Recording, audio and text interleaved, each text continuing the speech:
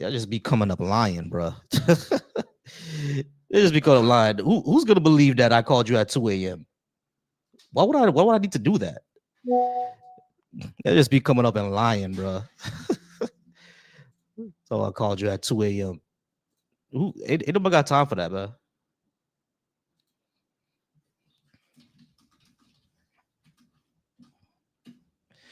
Ain't nobody got time for that.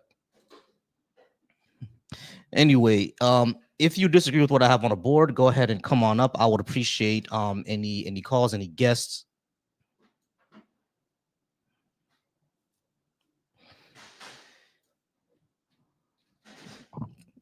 Bro really sat here and said that I call him at 2 a.m. All right, we got a guest. We'll go ahead and bring them up. Hello, sir. How are you? How's it going? Are you at least 18? And what did you want to talk Yeah, about? I am 18 years old. Turn 18 this year. Okay, cool. What did No, you want to talk about? last year. Last year. Sorry, not this year. Sorry. I want to talk about both of them, but let's start with the first one. Am I allowed to talk with both of them? You can talk about both of them. Yeah, sure. Well, yeah, I think leftist policies are better for society. What do you understand leftist policies to be, and why do you think they're not good for society? No. What kind of policies you are referring to? That's what we want me to get to bottom of this. I'm There's many talking. policies. I'm talking about things such as universal health care, guaranteed housing, things like universal education, parental leave, reforming our entire justice system, stuff like that. Well, I have no problem except for the last one. Okay. Why do you disagree with reforming our justice system? Because our justice system, the way that it runs right now, is just based on carceral punishment, and we've seen that it causes high recidivism. So, Oh, you're referring to the American system. refer to the American system. Yeah, of course, I live in America. Oh, okay. That's then I'm not gonna comment on that because I don't live in it. But I do see that it's an unjust system. But I believe I follow my religion. I don't follow any leftist or rightist policies. I follow what my religion explicitly says. Okay. And what does it say? Universal healthcare is a basis of definition. The same way with universal education, as the Prophet peace be upon him said, there's an obligation upon every Muslims to gain knowledge. All right, great. So you agree? So the house schools of thought, such as the Malikis, the Hanbalis, Shafi'is, all agree upon that the Caliphate job is to provide, that they derive it from this authentic narration from Bukhari, that the government should assist the people, including the dhimmis, the non-believers, that they should get education. Okay, great. So you agree? Leftist policies are good for society. But I'm not a leftist. All right. So, but you agree with universal health care, guaranteed education, things like that, right? If it's from my religion, of course. If it's from your religion, all right. What if we don't have your religion, but society simply has it? Because like your religion can't run society. That's not how that works. No, it can, because it's from God. I don't believe in a God. So the thing is, the problem with what you're saying is that there's gonna be people in your society that are not a part of your religion and don't believe in a God either. So we can't base it just off your religion. That's why, for example, unless you have the committing a capital offense or large offensive, you can have your for example, we gave the Christians and the Jews their own code laws. For example, the dietaries, etc. In their own community, they're allowed to follow it and practice. Yeah, it I don't think we need to freely. do all that. Well, all we need to do is live in a society that guarantees all those things. We don't need to have different codes for different religions. That's stupid. No, I think the correct religion, Islam, should rule the society because it's from God. I understand that's what you think, but theocracies are all bad. I don't want to live in a theocracy. How's theocracy like for what? I don't want theocracies always impugn upon human rights. Now you can say that your religion is not going to do that, but every single time we tried a theocracy, no matter what it was, it automatically did that. So no, I'm not gonna Like, live in a theocracy, Muslim do or not otherwise. refer to do not refer to the Christian or the Jewish one, but can you refer to the Islamic ones? Which one impede on human rights? Can you refer it? Yeah, Saudi Arabia. Yeah, yeah. I don't exactly. It's not exactly a caliphate. So nice, right? It's a theocracy. It's not exactly a caliphate, I don't care. It's a theocracy. but it's not a caliphate. Is the caliphate a theocracy? Yes. Okay, so Saudi Arabia is a theocracy. They impugn on human rights. So All I want you to theocracies give impugn on human example. rights. All of them. I want you to give example from the caliphate. Saudi Arabia. There are Muslim countries. They go against. They don't even rule with Sharia mostly. They pick out things from the Sunnah and the Quran, and they leave out other things and include the Western liberalism into the belief. It's just a mix. What So are I you don't talking consider about? them. I'm saying that it's not an actual theocracy. I'm asking Yeah, it you to give is. that example. A theocracy. A theocracy is ruled by religion, and that's what Saudi Arabia is. Religious. Okay, so how is it ruled by religion when he goes against the religion himself? He Saudi Arabia doesn't. doesn't go He's against the ruling. religion. His ruling goes against the religion. For example, in 2015, he removed the flogging. Why did he Yeah, remove that? For he he, adultery. he removed flogging for adultery. Yes, That's actually a that goes good against. thing. That's not the good thing. That's not. Yeah, it is. Why would He's you changing flog the someone words. to? Why would you flog someone because they decided to be sexually immoral? So what? Yes, they should. If they don't in public and what's it called being caught by 4 witnesses, they should be flawed. Why? Flogged. You see, Because you actually proved my point. how is it infringing upon human rights, though? That's Because what you're saying. is the state abusing someone because they did something they didn't like? Upon what? It doesn't again, theocracies always impugn on human rights, and you just proved it. No, I Because want you you to. just said if someone cheats on their wife or their husband, they're gonna get flogged in the streets.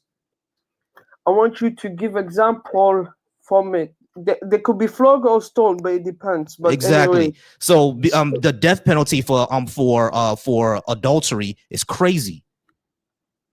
it depends. But there's Nah, it don't difference depend. between The religion schools is of thought. crazy. There's difference to schools of thought. But you should, if you don't want to be if you don't want to be put to death, don't shit then. But anyway, Yeah, this you is see, the that's thing. insane. That's not Killing insane. That's a people because they did something that we don't like is kind of crazy. no, because it has an effect on society. If everybody decided to cheat, for But that's not example, what a happens, lot of bro. That ain't what happens. again, People I, cheat all the time, and that's not entire society. yes, yes. May I speak? Sorry if I interrupted you, but I wasn't done talking. Thank you very much, sir. I appreciate. So, for example, when people have a more of a sexual immorality, when countries after the Napoleonic Wars spread ideas upon secularizing states, when people remove the church and mosque. Although I don't go by Christian faith, but I'll use the example to make my point. People used to have sex everywhere, whether it's woman or man. It's equally on both. And guess what? So much diseases, unknown diseases, decided to compare just because of having too much sex, such as AIDS and AIDS, etc.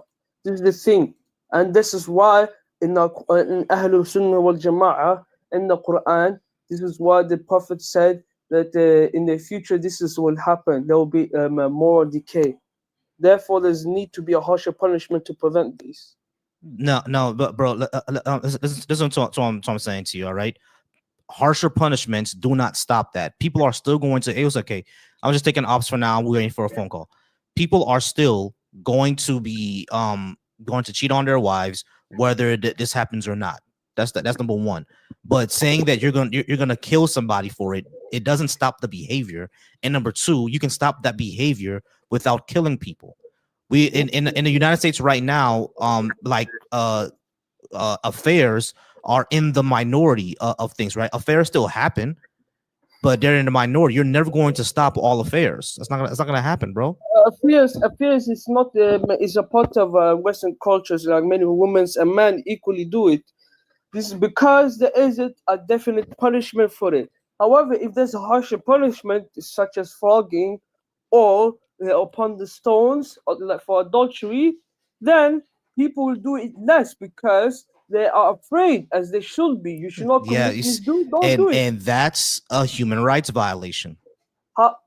Whatever you want to define it, that is not human right violation. You just proved to me how a theocracy would impugn on human rights. I want you, okay, okay. So I want you to give an example from one of the caliphates. I don't want you to refer to the Saudi Arabia or any I'm other. going off of what you just said.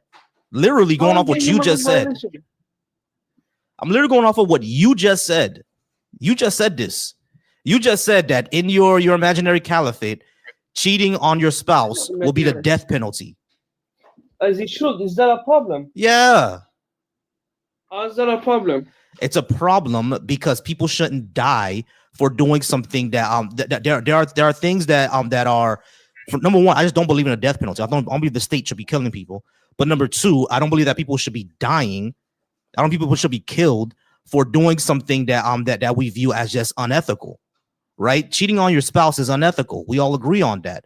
But does that unethical practice rise up to dying? No, it doesn't. I mean, number one, number one. For you to get that sentence, there has to be several witnesses. There has to be several layers. Can people lie? Okay, yes, this is the thing. There's the problem there. Yeah, but there's no. That's your problem there. No, you stop. No, it all stops there. It all stops there. It stops there. No. Listen. It stops there. The moment I say, hold on, the moment I ask you, can people lie? It stopped there because you said you need to have. Hold on. You said we need to have 4 witnesses. All 4 of them could just lie. So now you have a problem. Now you're just going to put people to death for no reason. Can I speak without being interrupted? Because I was about to answer. No, this is because this punishment is nearly impossible to be upon acted unless she was doing it on site. Because these 4 witnesses have to have a trustworthy reputation. Number 2, they have to see that penetration with their own eyes going in. Exactly. Zaydo,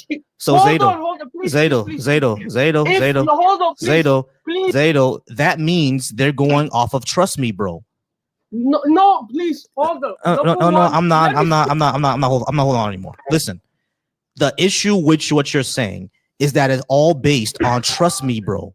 That's what it's based on. All you gotta do is get 4 guys who doesn't like a woman and say, I saw her cheat with this guy over here and I saw the penetration. They can make this shit up, bro, and you kill an innocent person. No, you and I both know that's a possibility. This is why I said this is an impossible case, because there has to be a reasonable justification. If they say, oh, I saw this person doing it, and the victim argues that I did not do it, then it is upon the judge to believe on the victim. Upon the victim, the victim agrees. But you just said. Hold on, wait. Let me get this straight. Listening to me, are you making your own you just said in these. So wait. Hold on. So hold on, wait. For adultery to get the death penalty, it has to be 4 witnesses, and the person who's going to die has to admit to it. Yes, because in Islam we believe that, for example, adultery, a death penalty will forgive your sins in a way. Otherwise, if you lie upon knowing the adultery, you're finished in the afterlife. You're facing God who knows everything. So if you, for example, you're gonna be finished in the afterlife, you're gonna be punished by God. I'd rather be punished by the state than be punished by God. And it's upon the judge to believe the victim. So this is the case. You don't see the issue, do you? Okay. How about I ask you about this? How about queer people? What? How about queer people? The LGBTQ community. What the fuck? What are you doing? I asked you about the LGBTQ community. What about it? What about them? What's gonna happen to them under your caliphate? If they're Muslims, wait, hold on. Well, apparently there's going to be gay Muslims. I didn't know that. Wait, hold on. Someone called me. Give me a second. All right, y'all. We're gonna go ahead and keep it rolling. Daddy, I was only taking ops for now, but I'll bring you up real quick and drop you down because I want to take an ops for now.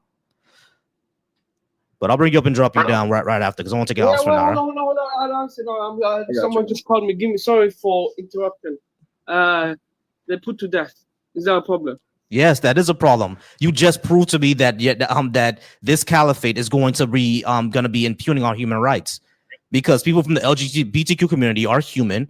They don't choose who they are. So putting them to death for them not for something that they were born as violates human rights automatically. You don't see how insane this is? Like, how long do I got? If I'm in your country, how long do I have until you put me to death? Is it immediate? If there's specific evidence that you are that, then yes. But if you just say that you don't do it, then the judge has to believe you. So I'm fine if I live in the closet. You don't be gay in the first place. He doesn't choose that. You think it's a choice? I mean, don't lust after man. See, I'm pansexual. I don't care about gender. Like, so does that factor in? I don't know what that is, bro. So if on Monday I choose to sleep with your mother and on Tuesday I choose to sleep with your father, is that okay? Committing adultery. No, it's very consensual. No, brother. Wait, no. In that case, is the adultery the problem, or is it the fact that I'm sleeping with your dad? Yeah, which one is it? Sleeping which with one's a man the bigger crime? Sleeping with a father is more of a greater sin. It's a great. Okay, so it's the adultery. So if they got divorced, it's fine then. No, in marriage, sex outside marriage isn't allowed. Oh, so this is so crazy, bro. This is insane. This is insane, bro. Jesus Christ. So now we all got to be virgins until like 22 when we get married. That's just not happening, bro. Like, what the hell are you talking about? Absolutely insane. See, I love having these conversations because the more and more they talk, the more people realize, oh, religion is batshit fucking crazy. Yeah, this is insane. Like, the more you speak, the less likely people are going to join your religion. It's great. It's great having these convos.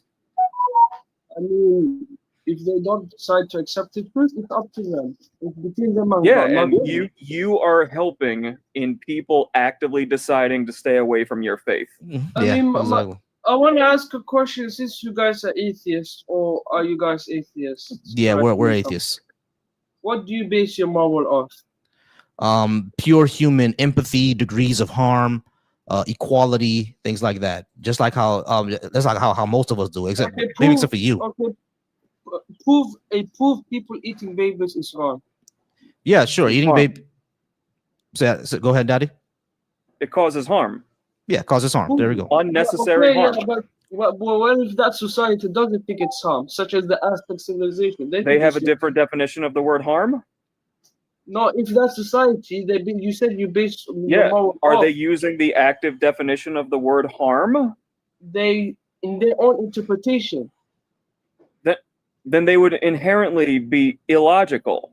But in their own interpretation, said in their own interpretation, it would be illogical. But they're not using the laws of logic to come to this decision. This is insane. All right, guys, pause me real quick because I got a call. Call from John. Hey, John, how's it going? Are you at least 18? And what did you want to talk about? John. You there, John? Yeah, I'm 19. I just wanted to hop in on the chat and just listen to what's going on. Okay, great. Can you hear me now, John? Yeah, again. Cool. What did you want to talk about? Dude, anything. I mean, I think like the why we should believe in God question is kind of interesting. All right, cool. Can you pause me real quick? Yeah. I'll be right back with you. All right, so Zaydo, we've been on here for a while. I do appreciate you, but we're gonna drop you in and move on now. Okay, appreciate you. No worries. All right. So, Daddy, I appreciate you as well. Go ahead and just tap that screen for me, and I appreciate you. All right, come back anytime. We gotta set up for us to. No problem. We gotta set up a collab between us one day, because I've been missing your lives. Yeah. So, one day I go live at 11 o'clock at night, and I'm only live for like an hour at most because I get no ops. But yeah, definitely we can do that. Cool. Gotcha. All right. Next time I'm gonna try to come up. All right. Appreciate you, man. Appreciate you, man. No problem. All right, Lawrence, I'm gonna get to you next. Let me just go ahead and talk to John over on my phone line, and I'll get to you. Okay, appreciate you. For sure. All right, John, how's it going? Over on my phone line, we have John. I think he said 31. No, 19. Okay, John, 19. And you want to talk about number 2, right? Why should I believe in God? Yeah. All right, cool. Yeah, I don't think that there's a good reason to believe in a God because I don't have any evidence that it's true. Excuse me. Why do you think I should believe in a God? Because I think, like, if you believe in science, you're pretty much putting faith in something. So even if you were to be an atheist, it's not really possible because one way or another you're an agnostic. I have no idea how do you even get to that conclusion. I don't put my faith in science. Science is a process, so there's no faith to be put there. It's basically how we find the reasons for the phenomenon that we see, right? That's what science is. How is something that I'm actively doing a faith? That doesn't make any sense. What do you mean by that? Clarify. Okay. I'm trying to figure out how do you get faith from a process, because that's what science is. It's just a process. Well, it's more like what's the point of even being part of Earth? Like, what's the point of existence if there's no point in? What's the point of existence? Whatever point that we make, whatever we decide our point of our existence is. So pretty much you're your own God, is what you're saying. I'm not saying I'm my own God. I'm saying I make my own point. Why can't we do that? Why can't we make our own process? Make your own point. What? Okay, so you're saying that you're creating your own. You're pretty much creating your own life based on how you want to perceive it. Yeah, I'm basing. Faith. No, I don't need faith. Yeah, I'm basing my my life on being as helpful and as loving as not causing. Uplifting human well-being as much as possible and not causing harm, et cetera, things like that. We don't really need faith for that. Okay, like, do I need faith to be a good person? Where do you think those traits come from? What? Do I need faith to be a good person? Right. No, you don't. Right, exactly. So where do those traits come from? What traits? They don't come. No, because human beings don't have like. You can't have conscience without divine power. You can't have conscience without divine power. How do you know that? You can't, because it's based on faith. You need to have a higher power. Wait, hold on. Wait, stop. Wait, slow down. You need to have your slow down. You just said you can't have consciousness without a higher power. How do you know that? Yeah. What evidence do you have that that's true?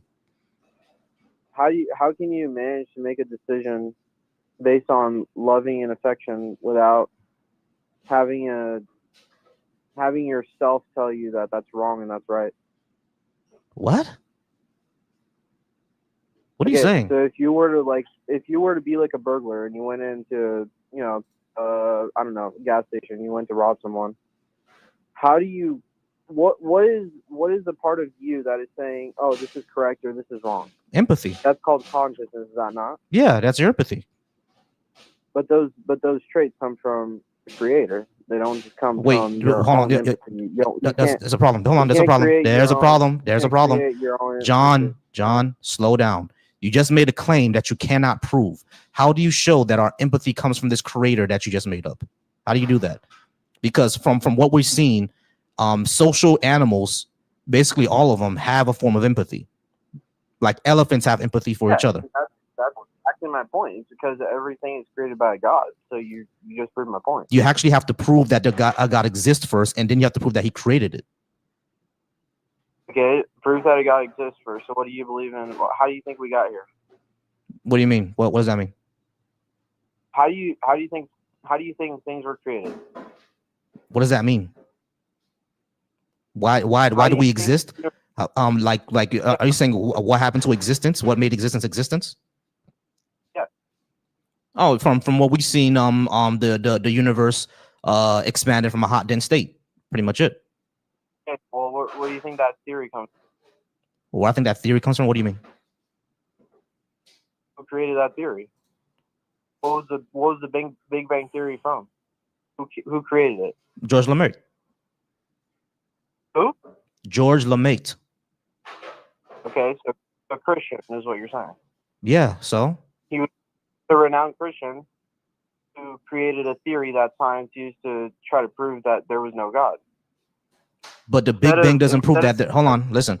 The Big Bang does not prove. Hold on. The Big Bang. The Big Bang. The Big Bang. The Big Bang does not. Hold on. Stop. The Big Bang does not prove that there is a God. All George LeMaitre did was so that the mathematics shows that the universe was compacted at a certain point in time. That's all he did. It doesn't prove a God. You're saying, okay, but even that's what I'm trying to get to, dude. Is that like, if you're saying that there is, if you're saying that the universe was created by X, Y, and Z, correct? And by the way, this is a study and a theory. It's not even a fact. Okay, science just made it a fact because they can make a fact based on whatever they want. No, they can't. That's not how that Right? works. You know, John, do you understand very how much science is how- works? John, do you understand how science works? It's called, John, hold on, John. it's called the Big Bang. John, listen to what I'm saying Called to the you. John, slow down, bro. I love need how you to slow down. John, I need you to actually, John, I need you to actually slow down because you're just going a mile a minute. John, relax for me real quick. John, relax for me real quick, bro. Please. I'm asking you nicely, please, to relax for a second because you're going a mile a minute. You're doing it again. You're going a mile a minute, bro. You have to actually slow down and think about what you're saying here. Yes, George LeMaitre was a Catholic preacher, and through his mathematics, he showed that the universe was compacted at a certain point. And yes, he was one of the leading people, because at that time, physicists were arguing, is the universe static or is it expanding? And they didn't agree. And George LeMaitre, his mathematics will show that, yes, it is expanding. That does not show that a God exists. He was a physicist. He did the math, and he said, listen, this is what the math is showing. And not only that, he was just in a camp. There were two camps of people who were saying that the universe expands, and there was another camp of people who were saying that the universe is static. George LeMaitre was part of the camp that said that it expands, and he was able to prove it. That's all he was able to prove. That does not show a God exists. That's the first thing. How do you? Okay. So if you're saying that the universe expands, which is now proven, how do you think the universe was created? What created the universe? Oh, I don't know. I don't know where the hot dense state came from. That's what I'm trying to say. There had to have been a God because okay, so prove it. A God. Okay, so prove it. I'm trying to tell you, but if you could stop interrupting me and telling me that I'm going too fast, then I could prove it. Okay, what mathematics did you do to show that the hot dense state came from a supernatural being outside of space and time? What did you do? So, in order for you, okay, I'm gonna try to go as slow as possible, okay? But please don't interrupt me. I just need you to tell me which mathematics I should use to do that. I will. Okay, cool. The only possible way of creating something that we do not understand how it was created was by showing that there was a God. A God is the only thing that you can use to put in that place. For example, you can say, oh, okay, so if you're going to say that the universe was created by God, then what created God? Well, you just said that because God is supernatural, his powers are unlimited. He can do whatever he wants. We don't know the existence of God because we haven't been able to study God. But in order to find what created the universe, you need a God to use them as pretty much a X, Y, and Z. Does that make sense? No, you don't see what you just did you? No. You put the cart before the horse. You're assuming a God before you prove one. I asked you, how do you show that that a God created a hot dense state that the universe came from, and all you said was it's because it had to be a God. You basically just did a big trust me, bro. You actually have to hold on, wait, John. The question is, because you said you asked me where the hot dense state come from, where the universe expanded from. I told you I don't know. You said it had to be a god. I said, okay, how do you prove that? You said the way that we prove it is because it had to be a god. It's because all the traits in the physical world point to a god. Does that make sense? Prove that. I mean, look at the universe in itself. Look at the theory in itself. What about it? A Christian, can you hear me? the Christian Yeah, I can hear you. just Give me a proved. second. All right. Sorry. No, someone on my TikTok. Go ahead. What I'm saying is that you said that all the traits of the universe itself points to a god. How? How do you show that to be true? So all the traits of the universe show that there is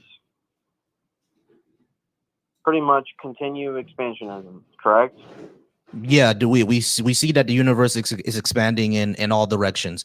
Well, Right. sort So of. that means that the universe is creating itself. No, it in order doesn't. for you to have a universe that is creating itself, then you need a god. The universe is not creating just itself, said- my guy. Expansion of the universe doesn't mean it's Just- creating itself. I don't think you understand what you're talking about. Okay, so you explain then what is the expansion? That's all it is. Expansion. The universe is expanding. Okay, but what is expansion then? Was expanding on? What do you mean? Like you're pretty much just putting it in a bubble. You're not really clarifying what you're saying. You're just saying it's expanding, and I'm asking what is expansion? What do you mean? Does What that is mean it's expansion? You creating know what itself? you know what you don't know the definition of expansion? No, just give it to me. No, yes, you do. You know the definition of expansion. I'm not gonna sit here and troll with you. You know what I say when something expands. You know exactly what that means. We're not. Hold on. Listen. Expansion. Listen. We're not gonna stop, John. We're not gonna sit here and be stupid. Something expanding does not mean it's creating itself. A balloon doesn't create itself when it expands, does it? This is stupid. The balloons are. So you know what expansion means, okay? So when we say that the universe is expanding, that means that it's stretching out in all directions as far as from our perspective, is going out in all directions. It's expanding. Now, if you say what is it expanding into, we don't know that.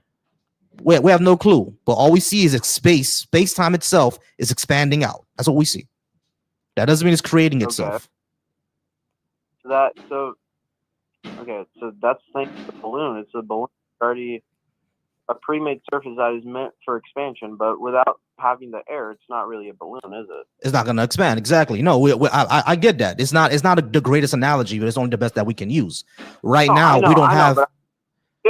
Kind of get what I'm saying, though. It's kind of like the balloon and the universe are similar in different ways, but they're kind of like you can still kind of like put it in that same idea. Does that make sense? You can put in the same idea, yes. But what I'm saying is that the universe expanding doesn't mean that it's creating itself. It's simply expanding. And we haven't even gotten to a God yet. Just because the universe is expanding doesn't mean that a God exists. The thing is, you're seeing a phenomenon and you're simply concluding that a God is God. How do we do that? In order for you to actually, sorry, keep saying what you were saying. My bad. What I'm saying is that you're pointing out a phenomenon. It's a phenomenon that we're not sure of yet, or we're not sure of why it's happening, and you're simply concluding, therefore, God. You're not making the obvious connection there. What's the connection? How do you get to the God? Well, because in order for so my point is this. Okay, in order for you to have a consciousness, in order for you to have something, you need spirituality. Correct or no? What do you mean? In order for you to have something, you have to have spirituality. That's not. How do you show that to be true? How do you know things from right from wrong without saying it's your parents that taught you that? Consciousness, our conscious, our empathy. We don't like to harm other people because that's not a good way for you to get along with your neighbors. We're a social species, right? So in order for us to survive, empathy had to become a thing. And all social animals have some sort of empathy. Okay, but that's what I'm trying to tell you is that comes from a God. Does that not make sense? You need to prove that's the case. How do you show that came from a God? What evidence do we have of that? You just said the evidence is empathy. In order for you to have empathy, you need a God. No, you don't. You need to have something else that created you in order to have that trait. You can't just simply assume, oh, We wait, that's evolved the wrong. trait, my guy. We evolved the trait. Again, we're social animals. We evolved the trait. Okay, you understand how that's flawed because you're saying we evolved the trait. Well, then you're saying every single animal evolved the trait. I didn't say every single animal evolved the trait. I said social animals. Social animals have a form of empathy. If you look at elephants, you look at dolphins, you look at mice, you look at cats, they all have a source of empathy. Now, solitary animals like tigers and bears, you will see that they don't have a lot of empathy because they're solitary. But once you go over to a social animal like lions, you can see that they have a little bit more empathy for, at least for their group members. So humans are social animals, right? We're social animals. So we have a higher, now because we're social animals and Homo sapiens basically took over the planet, our empathy is a lot more complicated than a dolphin, right? But if you look at schools of dolphins, if you look at herds of elephants, if you look at prides of lions, you'll see that they have some sort of empathy for their in group. But then you look at solitary animals like leopards and leopards and tigers and bears, they really don't have a lot of empathy for their in group because they're solitary. Not really true though. Bears don't really have a lot of empathy for each other. A bear would take out the cubs in order to put the mother in heat.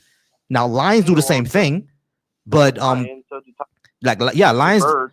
Not really birds, but what was I gonna say about it? Yeah, tigers will do the same thing. They'll take out the cubs. Lions do the same thing too. They're one of those social animals that don't have a lot of that they have empathy for their in group, but the cub is not part of their in group, so they don't have empathy for the cub. You know what I mean? Now some actually do adopt cubs. That does happen. The mother bear generally has empathy for cubs, but that's because she's protecting their offspring. But that's she's protecting her offspring, exactly.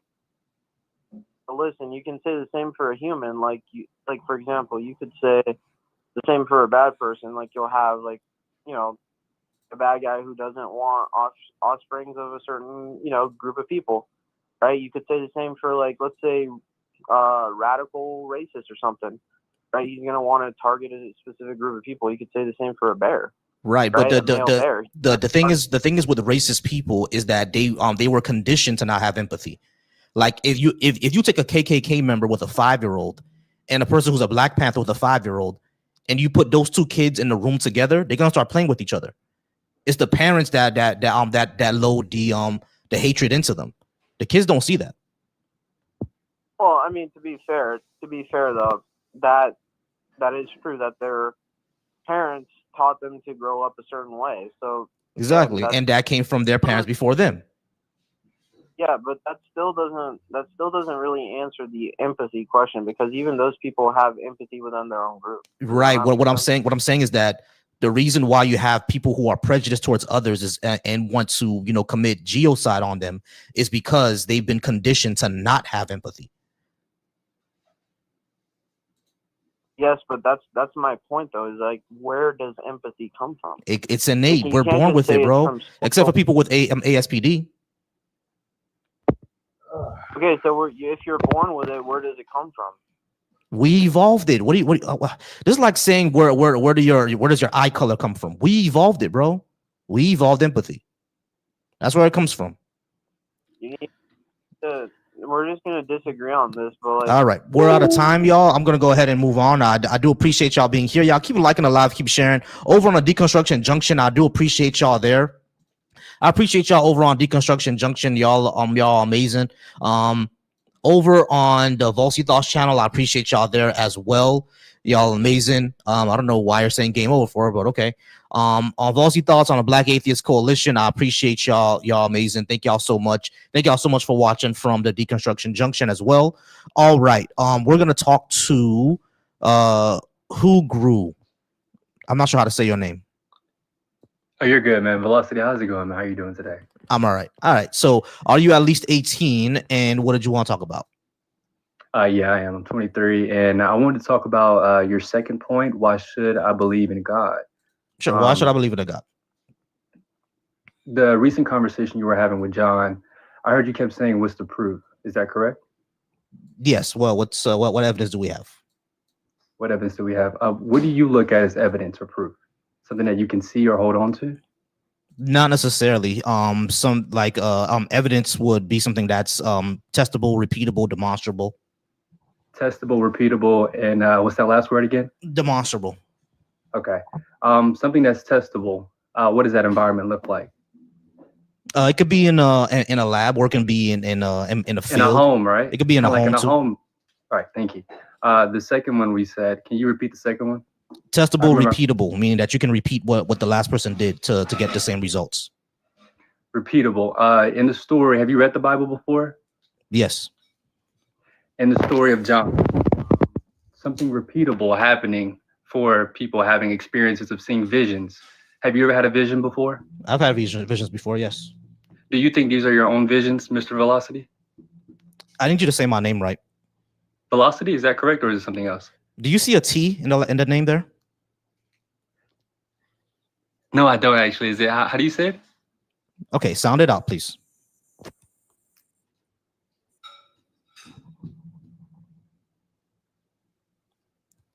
It's 5 letters, bro. It cannot be this hard. It's Volsi. Jesus Christ. Okay, my bad. I'm sorry. That's not in the dictionary, so that's a new word for me. Volsi. I like it. I like it though. That's a nice name. Repeatable though. In the story of John, having a vision, being able to see the supernatural without looking. And you said that you've had a vision before, right? Yes. Okay. In your visions, do you think you're operating in control of these visions? Do you think you have control over what you're seeing? Not necessarily. Sometimes I've had visions too. It's sometimes what your brain does, but visions won't be something that's repeatable because you can't repeat my vision. Well, no, what I'm telling you is in the story of John. That's what I started off with. Something repeatable is Jesus coming to John and showing him a vision of what the end time of the world would look like. And for the proof that we all are seeing visions, that is something that is repeatable. Is that not, Mr. Volsi? No, because how do you show that? How do you know that John actually got visions from Jesus about the end times? How do we prove that to be true? Just because the Bible says, write it down. Right, but what I'm saying is that's simply what the Bible says. How do we know that's true? Okay. What was the third one you said? Demonstrable. Demonstrable. Can you explain that? Like something completely obvious, like me having a hat on my head is demonstrable. Or like the moon is in the sky. Like all you gotta do is go out at night and boom, there's the moon. That's demonstrable. So testable and repeatable. Would you say that would be the American dollar? For the back of it saying "In God We Trust"? No, that's just a statement. That doesn't show a God exists. That doesn't show a God exists. No, it doesn't. That's just a statement. But you said that's your version of proof. Testable and repeatable. The slogan "In God We Trust" being on a dollar doesn't prove a God. That's just a statement. It's not something that you test. We have tested. What do you mean we have tested? How do you test "In God We Trust"? How do you test that? Well, you have trust in something that you're reading and you follow what you're reading. Do you deceive yourself or do you believe what you're reading? What are you saying? Listen, bro, having "In God We Trust" on our money is not a testable, repeatable evidence for a God. That's not how that works. It's simply a statement version of truth. No, it's not. No, it's not. No, it's not. You said no, it's not. Hold on. I said, hey, what is truth? Listen, what is truth for you? listen to what I'm saying to you. Go ahead. "In God We Trust" is a statement that was put on the dollar bill in the 50s. That is not a testable, repeatable, evidentiary field or lab experiment for a God. It's just a statement that we put on a dollar. It's not an experiment, bro. What are we saying? They could have put "In genies we trust." Would that have been proof of genies? This is stupid. And he ran. All right, guys, we're gonna go ahead and keep it. We're gonna keep it cooking. I do appreciate y'all. I do appreciate everybody being here. All right, if you're over on the Deconstruction Junction, once again, if you'd like to call in, the number is right there on the board. It is pinned as well. Cold Blue, that's your name, Cold Blue. Go ahead and call in. The number's right there. You can go ahead and call in. We can go ahead and talk about that. If you're watching me over on the Deconstruction Junction, if you're watching me over on Volsi Thoughts, number's right there. You guys can go ahead and call in. If you're watching me over on the Black Atheist Coalition, phone number's right there. You can definitely call in. If you're watching me over on Facebook or Twitch, once again, the phone number is right up top. You can call in and I will appreciate you. I will appreciate you.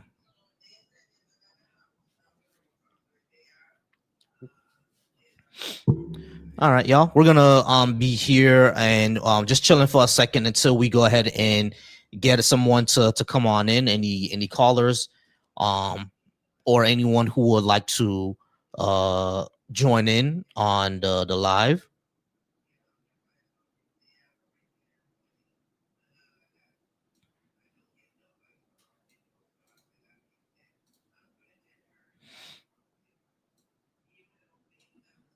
Go ahead and put a highlight here.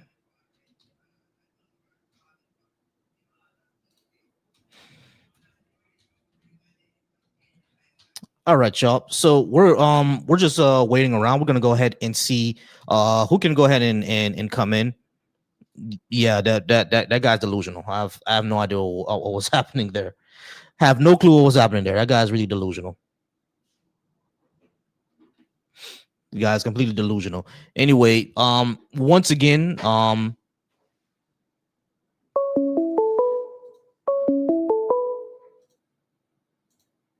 from. All right, how's it going, caller? Can I get your name, age, and what did you want to talk about? Yeah, I'm 25, and I'm the cold blue that you just mentioned. All right, sure. All right, cold blue. What did you want to talk about? I was just wondering what your view is on why do you think Christianity is like hated the most, and why was it prosecuted the most and persecuted, and why were Christians like slaughtered so much? Like, well, Christianity isn't real. All right, so number one, I would say the Jews actually have way more persecution than the Christians did, especially historically. Number two, hold on, you asked me the question. So you asked me first, why do I think is prosecuted the most? It's not. The Jews were actually more prosecuted than Christians were. But the second thing is, why were they prosecuted in the first place or slaughtered in untold millions? That's because of course it's because of sectarianism. When it comes to like the ancient Romans, Christians were kind of like a danger to their basically their political system, essentially. So the entire political system what was based on god kings, like the emperor is the one who rules. If you're worshiping some sort of other god, then that's a threat to their system, you know what I mean? So that's why they went after them. When it comes to other countries, but ever since Europe and the West got Christianized, that doesn't happen anymore. When it comes to other countries, you would have to basically you have to show me which country that they are being persecuted in, and there's likely going to be like historical or sectarian reasons for it. Well, I mean, there's a lot of countries, but I really actually enjoy how you brought up like the emperors and like kings, oligarchies and stuff, like how they thought it was like threatening to them, because like don't you think that's interesting how like they think it's threatening because it means that there's a higher power above them, and then that gives the people like a reason to not follow that king or queen, right? I mean, so it's interesting, isn't it? I mean, yeah, it's the Christian belief was a threat to their system, but that doesn't mean that the belief is suddenly automatically true, does it? Well, not automatically. I mean, you would need examples of faith and like things to prove it, like, which I agree with. But I always thought that was interesting. The like empires like always found it threatening. Now with the Jew stuff, are you Jewish? I'm not Jewish, no. No? Okay. Because, like, see, the Jews are very interesting because, like, I've been learning a lot about them. And, like, I even found that Christianity is actually younger than Judaism. But with Judaism, Jesus Christ was Jew. But the Jews today that you see with, like, the curly hair and stuff, those are not the same Jews that follow Jesus Christ. Those are the Talmudic Jews, okay? The Jews have, like, different sects and stuff. Yeah, I know about all that. What do we answer? But the thing is, I don't think Jews were slaughtered or, killed as much as Christians, because have you ever looked into the Holodomor?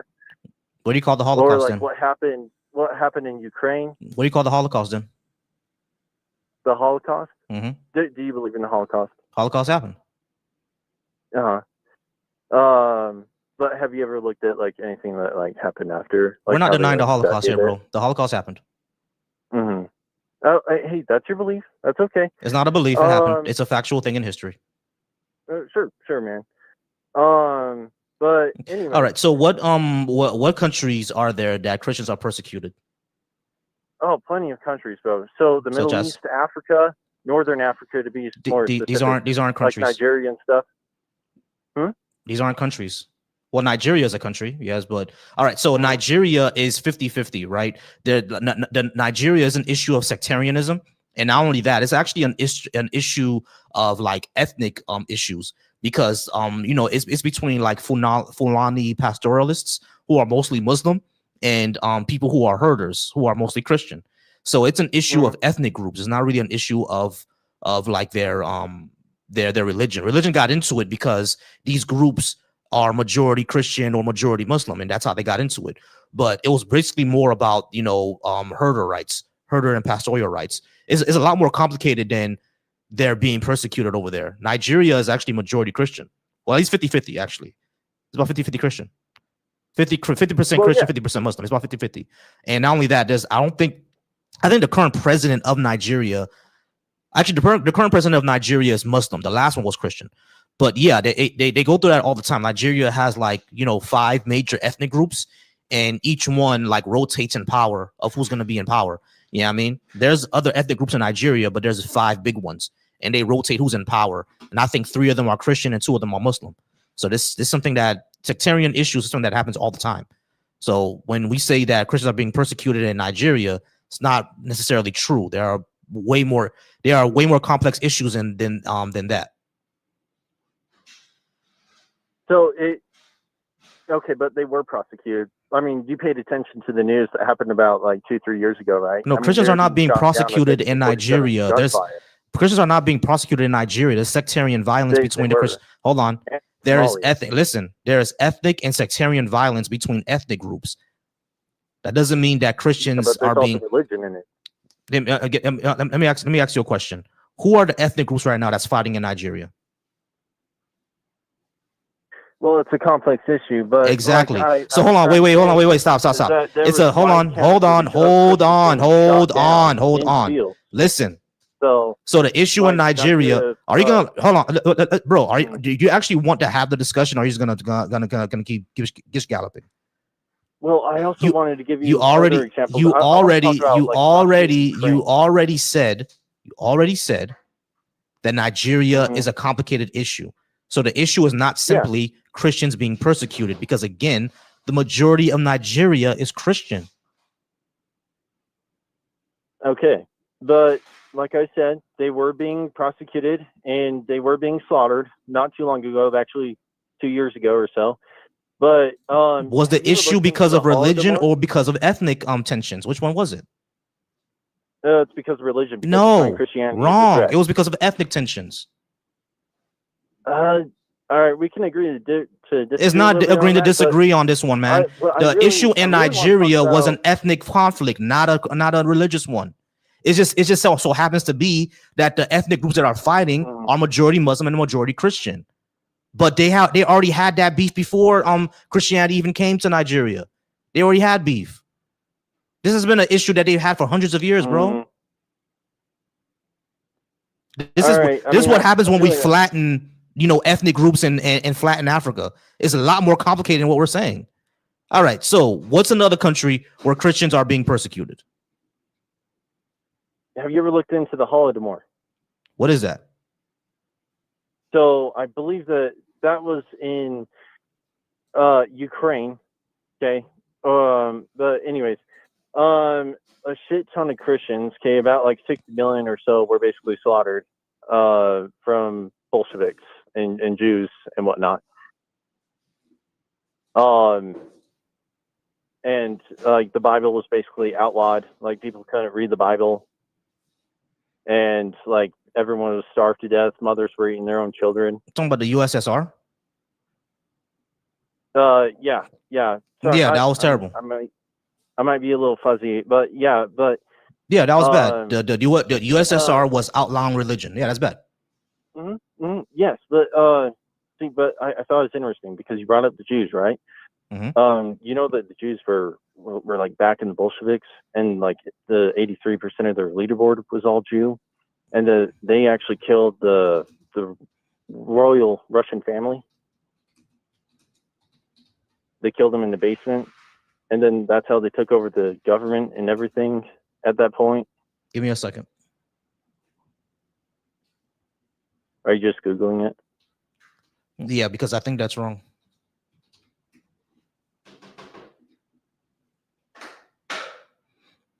Yeah, this is propaganda.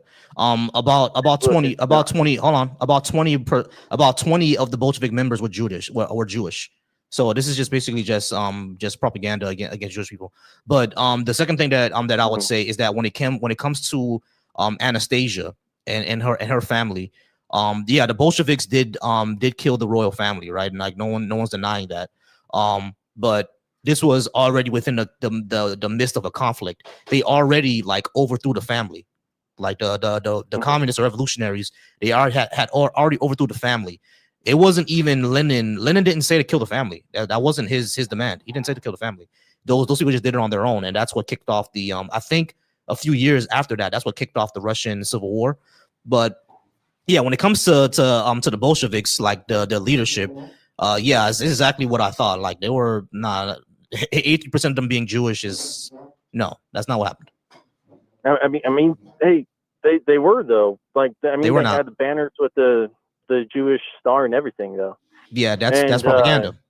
But also, why is it that they destroyed like hundreds to thousands of like Christian chapels, Christian churches? Why are they killing like hundreds of Christian priests? Well, because the USSR target, you know? Yeah, because at that time in Russia, most of them were Orthodox Christian, and the communists at that time, a lot of communists still believe it, but the communists at that time just wanted to outlaw any religion because basically the state would be the supreme power and not anybody else, which is a mistake in my opinion. But I don't think there's any communists today that believe that. But back then, that's what they believed. They believed that the state is a supreme power and nothing should be over that. So they just outlawed all religion, Christianity, Islam, Judaism. It was all outlawed. You know what I mean? So no, but well, hold up now. Now Judaism was protected though. No, that was backed up from them. Yeah, yes, it was. They had the symbol of the star and everything. It was everywhere, bro. They literally had banners of it, embroidered banners. I mean, there's pictures if you want to Google it. Yeah, no, like I know there was. I know. Hold on. Listen, I know there was Jewish Bolshevikism. That did happen. No one's denying that, right? What I am saying is that they were not the leaders of the Bolsheviks. Trotsky was a leader, but just because he was doesn't mean that the majority of the leaders were. Not only that, when it came to Judaism, you are correct on one thing. It wasn't formally outlawed, but it was persecuted because the USSR was state-sponsored atheism. So synagogues were closed.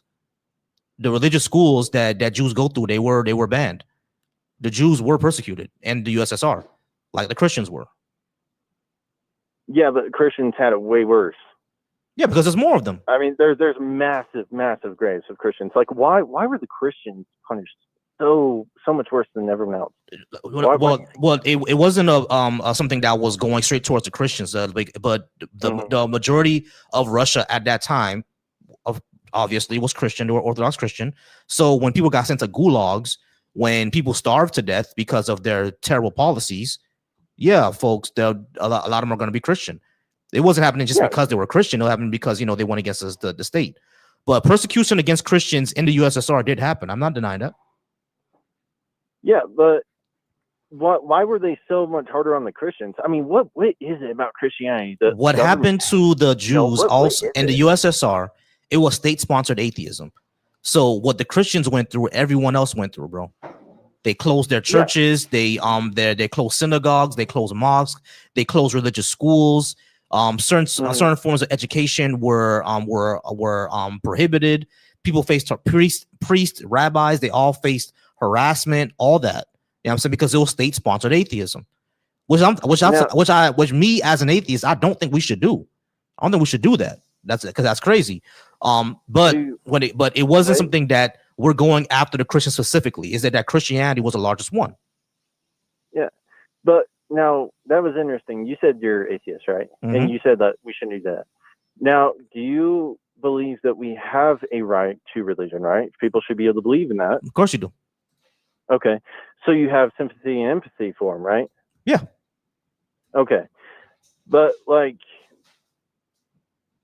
you're against like big government and such, like communism and socialism and whatnot. Because like, I'm a socialist. I'm not against. I'm not against that. I'm a socialist.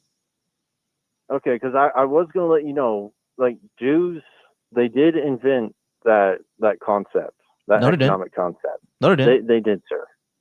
You saying that Marx was? If you I'm not sure if Marx was Marx Jewish. You know, he backed him up.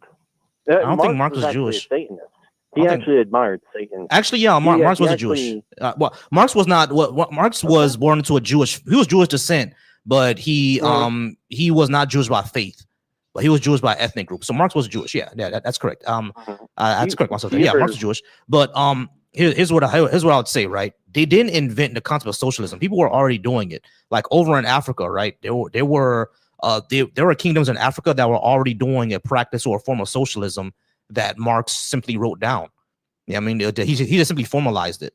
But people, there were groups in Africa already doing socialism. Yeah, but did they get that from him? Did they learn it from they him? Didn't. No, they didn't. It was socialism. They didn't. Hold on. Listen. They did not get it from Marx because they were doing it before Marx wrote it down.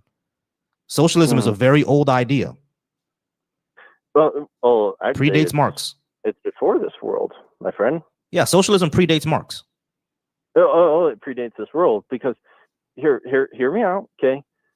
Let's look at Satan, right? Why was he casted out? Why was he cast out of heaven? According to the Bible story, story, there was just a war in heaven, and he convinced 1/3 the angels to join him. That's really it. They don't say why. But But what was the promises that he was giving to that 1/3? It was the idea that you could be a man of your own making. It was the idea that, oh, well, if everyone just listened to me and if we did it my way, I could just give everyone everything they need and then we'll all go back up to heaven. That's not the Bible. Right? No, that was from Satan's teachings. That was the war in heaven from the war of tongues. Okay. Right. Hold on. Wait. Hold on. Mm-hmm.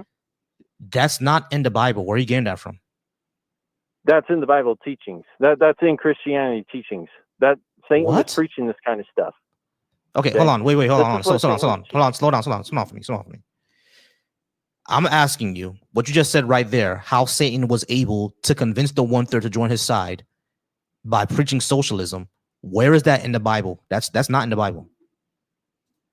It doesn't say socialism specifically. I know it doesn't say socialism specifically. The context, it's what I'm asking is, I know it doesn't say that specifically. What I'm asking is, where in the Bible does it say that Satan was able to convince 1/3 of the angels to join him by preaching this certain message? Where does it say that? Because all the Bible says is that there was a war in heaven and Satan got kicked out with the 1/3 of his angels. That's all it says. It doesn't say what actually happened to cause the war.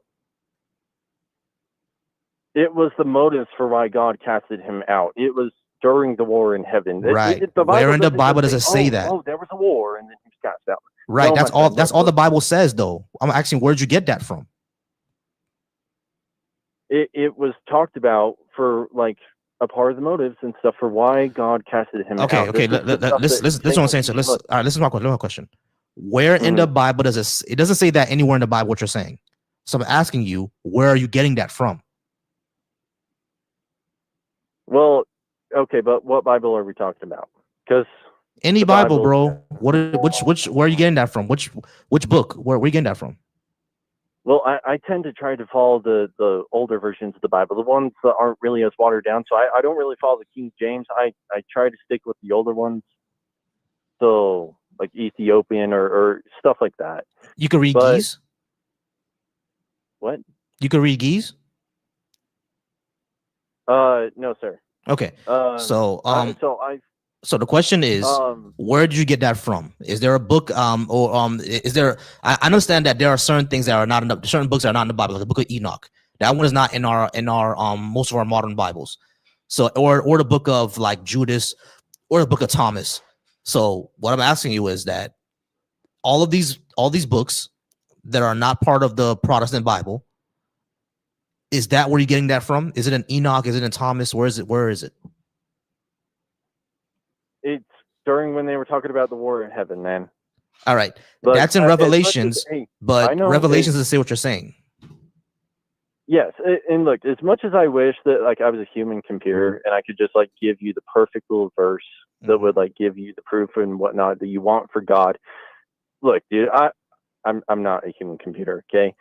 The Bible is so vast that you literally have to go and research that yourself. I mean, you're on a Google platform right now. I mean, just Google it up, But look, bro, like all I'm saying is that Satan was making all these promises. He was going to give everyone all these riches and everything, okay? And that's how he fooled everybody. That's how he got everyone to follow him, bro. I understand I understand what you're saying. What I'm saying is that motivation, what you're saying that Satan did in heaven in order to get the angels, that is not in the Bible. It doesn't say that in Revelations. So I was just asking you where you got it from. That's all I'm asking. Where did you get it from? I got it from Christian texts. Okay, cool. So where did they get it from? What's their source of this? And not only that, how do we even know a Satan exists, the God exists, the heaven exists? How do we know any of this exists? Because Satan just simply sounds like a underground basement fairy, essentially. Okay. How much do you get into like the theories and like the deep government, deep state type of stuff? Do you get into that stuff a lot? No, not a lot. But because I really just want to know how do we prove any of these things exist? Like how do we prove that there's an evil basement fairy? How do we prove that there's a super wizard that sits on clouds? Why do angels even need riches? Like these are all gonna sound silly. You know what I mean? Why would Satan need to convince the angels of riches when angels live in a city of gold? Why do they need riches? Sounds kind of crazy. Because he thought that he could give them a better way than what God could have given them. Okay. All right, look, cool. And I brought up, look, hold up. I brought up theories and like governments and stuff because that adds up to what I'm saying. Okay. If you ever look into Epstein, the Clintons, everyone, the Rothschilds, the Maxwells. Yeah, these are all evil people, all evil worship, billionaires. I understand. Yes, they all worship Baal, Moloch. They all worship Satan. Okay. They're a part of one big Luciferian cult. They literally praise to Satan. Okay. I mean, that's not what the Epstein files. That's not what the Epstein files say. The Epstein files say they're Christian. Epstein had a cross in his island. Okay, he would put little kids in front of that cross, and he would mock it. He would make them cry in front of that cross. Yes, Epstein was an evil guy. We understand that Epstein was an evil guy. All right, so Cold. Hold on, slow down for me. I understand that Epstein was an evil guy, and the Clintons are evil people, and the Trump is an evil person. We all understand that these billionaires, these elitists, are evil, horrible people. This doesn't really show me that a Satan or a God exists. Even if I give it to you that they're worshiping this character, doesn't mean that he's real. Okay, but now why is it though that Satan is the one that they are worshiping? Why are they worshiping deities under Satan? They're linked to Satan. Why is that though? I don't know. I mean, yeah, they could worship it because I don't know. They think the imagery is cool. Like, who gives a fuck? They're evil people, and they shouldn't be alive. What I'm trying to say is that what I'm trying to say is that them worshiping this character doesn't mean the character is true. Mm-hmm. Okay, but they think he's real. They literally believe in the black magic, bro. So if Satan isn't real, why are they worshiping him? Why are they? Do you think it's a trend? Why do they hate Jesus Christ so much? We don't even know if they do hate Jesus Christ. These are just PDF files. We don't know what the hell they're doing in their private time. Well, I'm just saying this for the sake of argument. I'll give it to you that maybe these people worship Baal or the evil basement fairy. Doesn't mean that the evil basement fairy is true or that Baal is true. Doesn't matter. These are PDF files that shouldn't be alive. Who cares? Who cares what they worship? Like, cause I don't worship anything, and I'm not doing what they do. So it's like that part. What they worship doesn't matter. I don't care if they were worshiping, the Lord of the Rings or Sauron or whatever. They can worship whatever they want. They can worship Luke Skywalker for all I care. They're evil people who need to be taken out. It doesn't make what they're worshiping true. That's what I'm saying. That's all I'm trying to say. I know. It's just what I was getting at is if it's not real, okay, Satan's just some made up crazy goat god, and Jesus was, just some random dude on the beach, right? Just trying to get rich off of like tithing and whatnot, right? Mm-hmm. Okay, but why is it that they are so focused on Jesus Christ and Satan? The rich people in this world, they worship Satan. They literally think he's real. Like, what if they're not real? Why are they worshiping it? Why? You know what I mean? All right. So I got flagged for misinformation, which is why I had to go ahead and drop him. So because I got flagged for I got a violation warning, y'all. I got flagged for misinformation, so he had to be dropped. And not only that, I was getting tired. I was getting tired, y'all. I was really getting tired. So hey, Jamal for Jesus is here. Hey Jamal, you wanna come up? We never really have a conversation. If you want to come up, you can come up, Jamal. But I had to drop because unfortunately I got flagged for misinformation, y'all. So because I got flagged for misinformation, I got dropped. So anyway, over on a deconstruction junction. Once again, I appreciate y'all. If y'all would like to talk to me, but you can't, come over to TikTok, numbers right here for you to join. Numbers right there for you to join. That's why you speak like how you do. What do you mean by that, Mario? I'm not sure what you mean by that, Mario. But anyway, if you're watching me over from the Deconstruction Junction and would like to talk to me, numbers right there.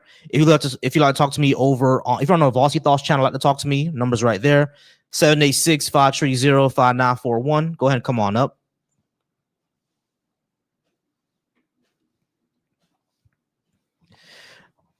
Lawrence, you playing with me? Well, Lawrence, you were up here before. I'm not sure what happened. You want to come back up? Yeah, Lawrence, you could come back up if you want, because you were up here before. Not sure why you dropped or why that happened. But yeah, y'all, if y'all want to talk to me, 786-530-5941. Come on. Hey, appreciate that. Thanks for joining the fan club.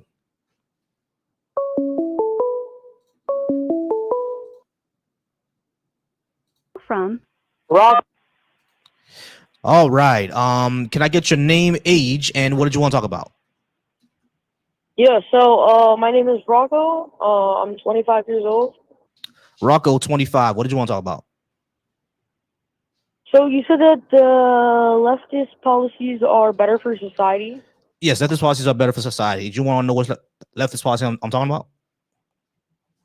Yeah, I just want to see your state of it, like your statement, what you're saying. Yeah, the ones that I'm talking about are things such as universal health care, guaranteed housing, universal education, and universal daycare, parental leave, guaranteed vacation, a minimum wage that's tied to inflation of the area, and living costs of the area, things like that. Walkable cities, renewable energy, stuff like that. Who pays for that all?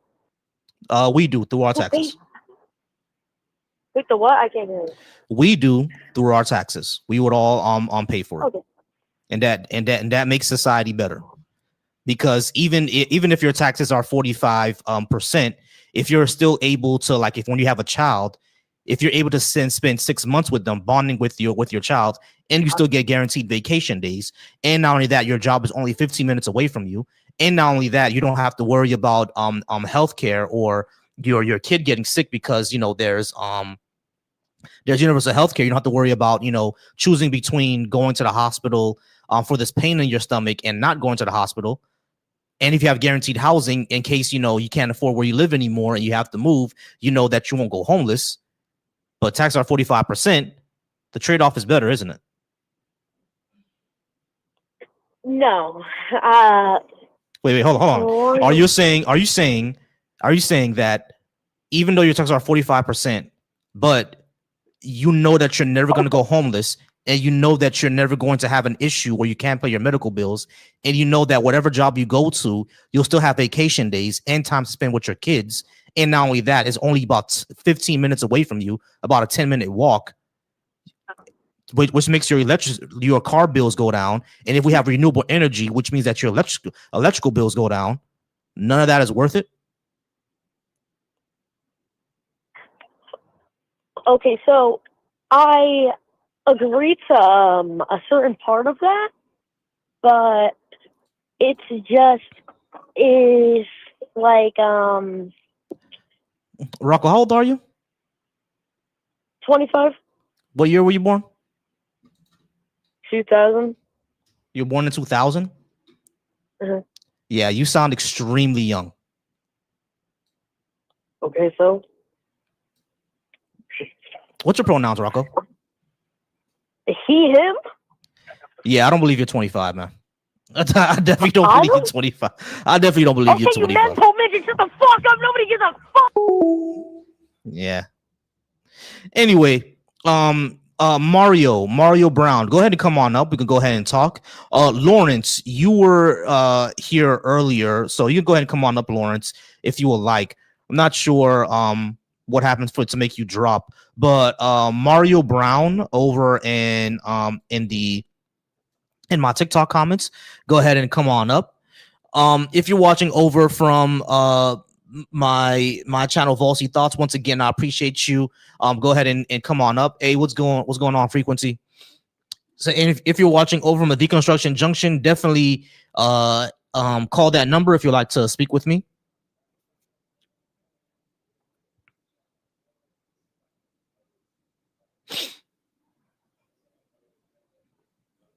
All right, phone numbers up here. I'm not sure what y'all talking about down there, but phone numbers up here: 786-530-5941.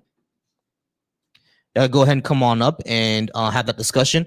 Because I'm just reading a little bit of the comments. I ain't gonna go through all of them.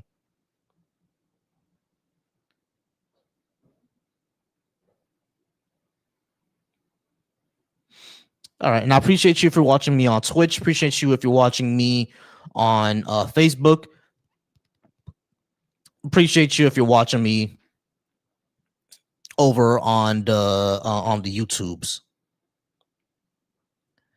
You know, what's funny about Deconstruction Junction is I get a whole lot of people commenting like I'm gonna see it, and I always tell them, y'all could just call them the number because I'm not gonna see your comment. By the time I get to the screen to see your comments, it's gonna be like you're gonna be gone, or you're gonna say something else by that time.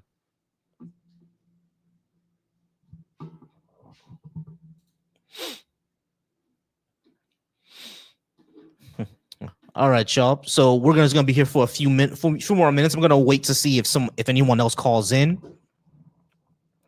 We're gonna wait to see if anyone else calls in, or if we get another guest here over on TikTok. Y'all go ahead and tap that screen, please. Tap that screen. Tappity tap. We're gonna go ahead and tap in. We're gonna go ahead and tap in and tap that screen and see who else we can get. I'm probably gonna be live maybe for another 10 to 15 minutes. We gotta finish cleaning up the house. Man, I gotta clean up back here. I gotta clean up my computer area a little bit. But yeah, y'all, the phone line is back. So that's what we're gonna be doing. We're gonna be doing the phone line for a while now. Y'all keep tapping that screen, y'all. We're just gonna go ahead and wait for another guest. All right, and we got one. We got another guest coming up. All right. How do you say your name? Paratheus? Yeah. Give me 1 second, Paratheus.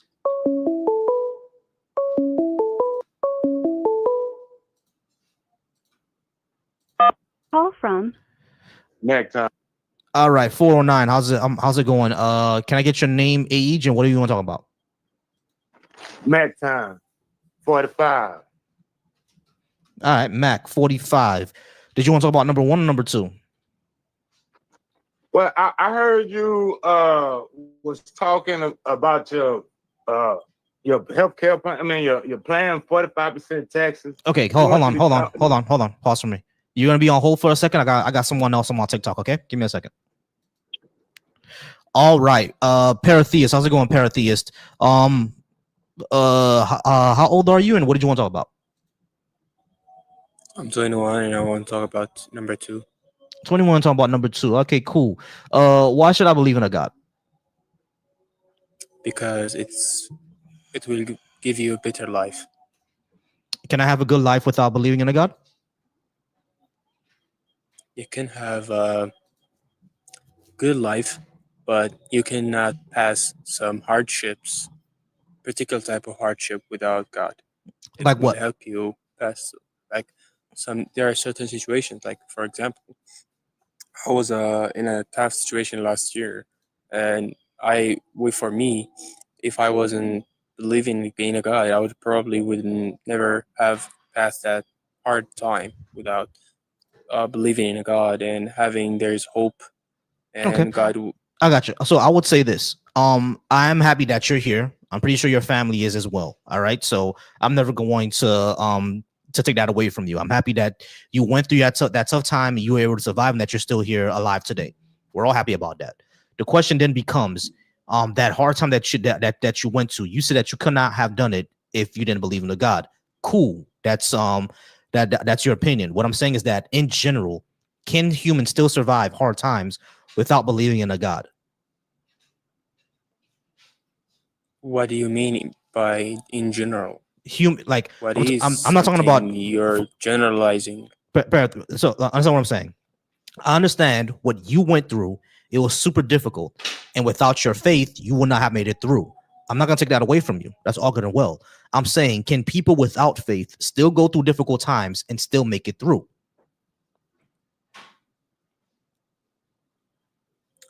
I would say that it will be really hard, but they will probably pass that hard time. But it will be really, really hard for them to pass it. Yeah, But if they it is. believed in God, they believed in God, the pain will have something to hope for. You're saying You know, you're saying that you can only hope if you have a God. I'm not saying that, but Okay, cool. So you can use the prayer and practices as a way to push yourself into can you push doing yourself what you have without to prayer? do. You can, All but right. it will be So much Paratheus, harder. but you can still push yourself. Yeah, you can, but Okay, it so will be harder how do you know that it's going to be harder without praying? How do you know that? because there was a time that I was not that much good in religion or in believing in a God, but and then I remember that it was really hard for me to do a certain type of tasks, but last year that was one of the hardest year. Gotcha. Okay, And so Paratheus, hold on yeah, quick. yeah. So you understand what's happening here and what you're doing, right? You're simply saying because you went through that, because it was hard for you, therefore it must be hard for anybody else. That's not necessarily true, is it? Yeah, it is not necessarily true, but Exactly. it is. Okay, so Since you asked me why should I believe, I'm telling you what my opinion is, because your question is why should I believe in God? right. I It's not understand about that's. generally. I got you. You're So not talking hold about on, the objective. Paratheus. Yeah. I understand that's what I asked her. I asked to ask you why should I believe in God, and you said in your opinion you can because my the things that I went through were very, very difficult, and I use faith to get through it. Therefore, if you don't have faith, it's going to be a lot more difficult. But that's only for you, though. For me, I've been through difficult times where I didn't have faith, and I was still able to push through it. So just because it was that wasn't how you got through it doesn't mean that I can't get through it that way. So when I asked you why should I believe in a God, and you said because in my opinion I went through this thing, I can just tell you the same thing. I went through something very, very hard last year. That's coming up a year. You know, people who know me personally know what I'm talking about. I went through something very, very hard, and I'm still getting through it. You see what I'm saying? So even if you have a faith, that doesn't make it any less harder, right? Like if a person who's atheist loses their dad and a person who's Christian loses their dad and they love their dad, that's still going to be difficult for either one of them, right? It doesn't make it easier for the Christian with their father being dead and an atheist and their father being dead, does it? So our conversation will end here because you're saying I can go through hard times without God, and it is much easier for me to pass hard times without God, and then that's you. That's not what I said. You do you, man. That's not what I said. I mean, I say it that's could be what much you easier. said, but No, it's not. No, it's not. But you No, it's said, not. No, it's you not. said. Okay. What I said is that we all go through hard times, and I understand for you, it got easier because of your faith. That's what I understand that, right? What I'm saying is that it's not necessarily true for everybody else, and I understand that's your opinion, but that doesn't give me a reason to believe in a God just because that was for you. That's what I said. But it doesn't have to be necessarily true, right? For me to believe something, yeah, we have to show that it's true. No. Why Actually, not? no. We don't usually operate always on objective facts because, for example, even the objective facts are subjective in a sense. This is from Schopenhauer. Even when you say that something is objective, there is an way you can see that this observation is also a subjective observation because there's our explanation for objective morality or reality is very I'm limited. kind of lost. What does it got to do with what we're talking about? So you're saying everything have to be necessarily objective to accept it as a fact. That's not what I said. But I said for us to believe something, we have to be convinced, right? How are you convinced of something? Are you convinced of something simply because someone told you it, or because you had a good reason to believe it? I think I have good reason to believe that believing in God is a good thing. Yeah, so good reasons are going to be largely subjective, right? Because a good reason for you may not be a good reason for me. Your good reason was because you went through a hard time and you believed that you would get through it, and your faith and everything like that took you through it, right? That's a good enough reason for you. But that good reason for you is not good enough for me. And I'm asking like what could be a good reason for like what do you think is a good reason? If you're saying that I went through this in my opinion that helped me out, it's not gonna be good enough for me. That's not gonna be good enough for me. For me, I will need more evidence than that. You don't look if you say this is not good reason for you, then the conversation will end here. Yeah, sure. I can do. All right, we're gonna go ahead and get to my caller now. Touch up. Be patient with me. I gotta talk to Mac. All right, Mac. How's it going, Mac? Thank you for being patient.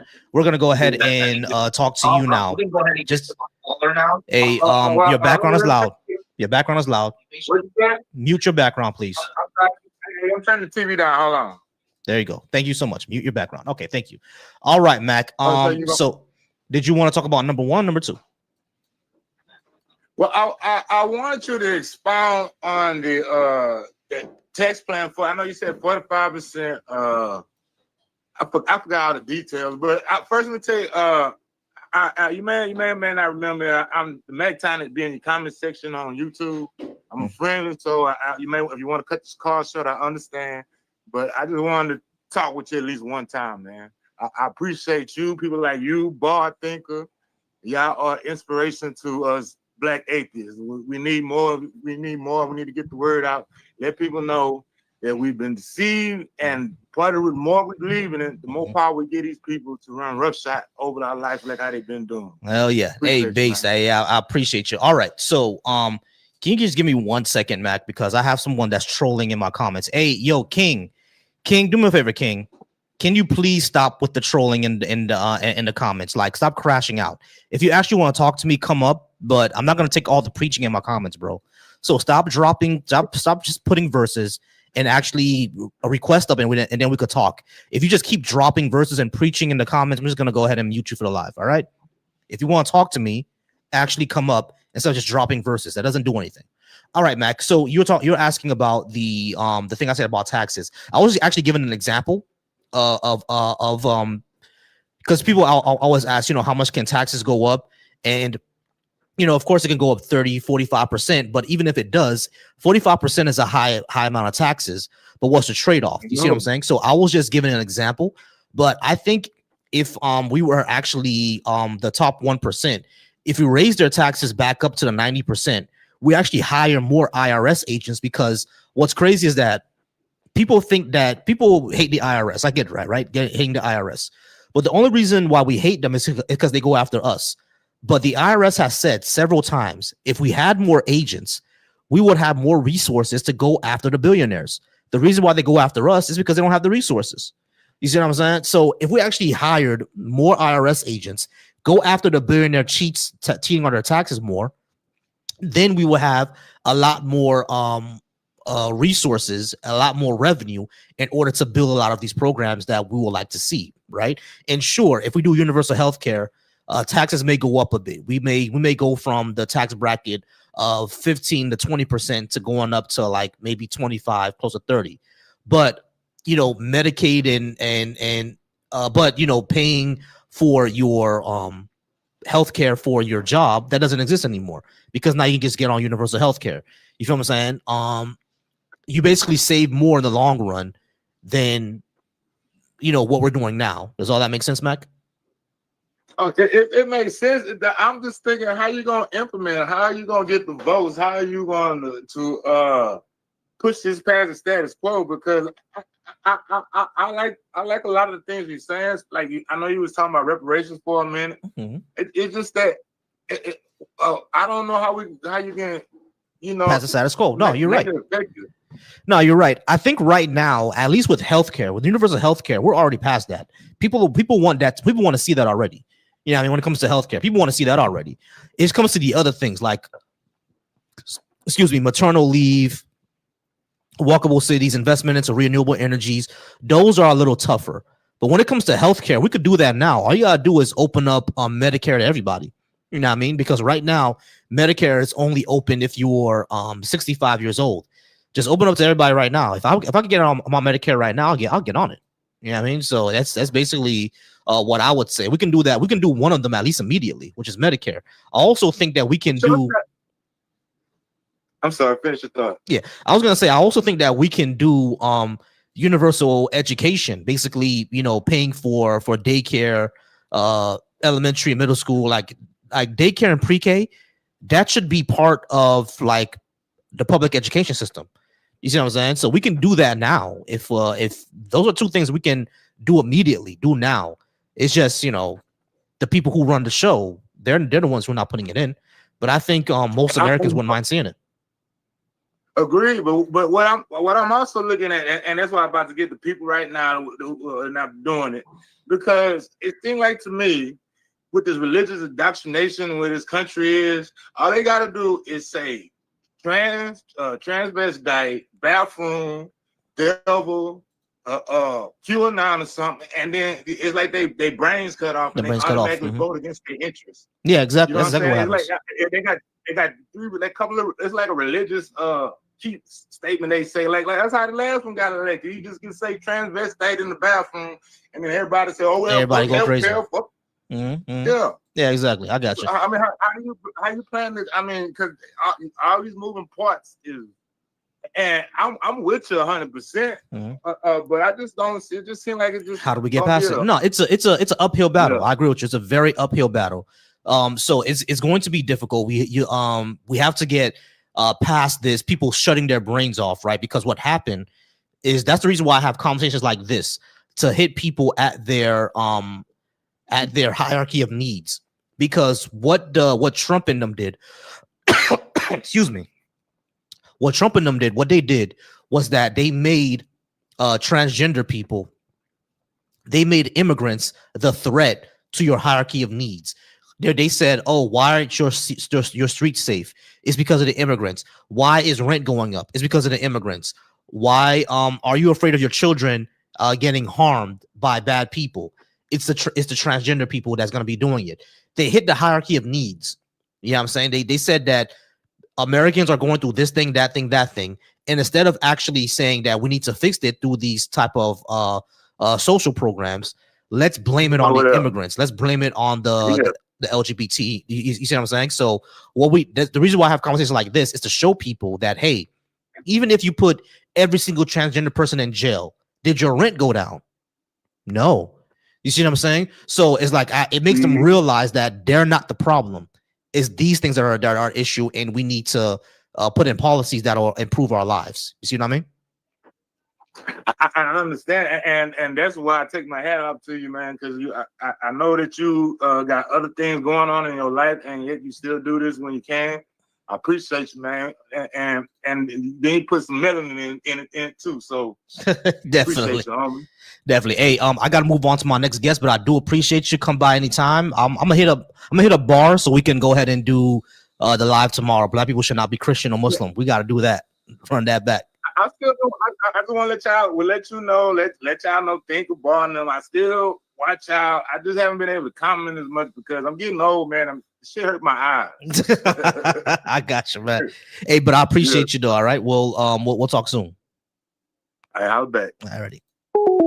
All right, guys. Once again, I appreciate y'all being here.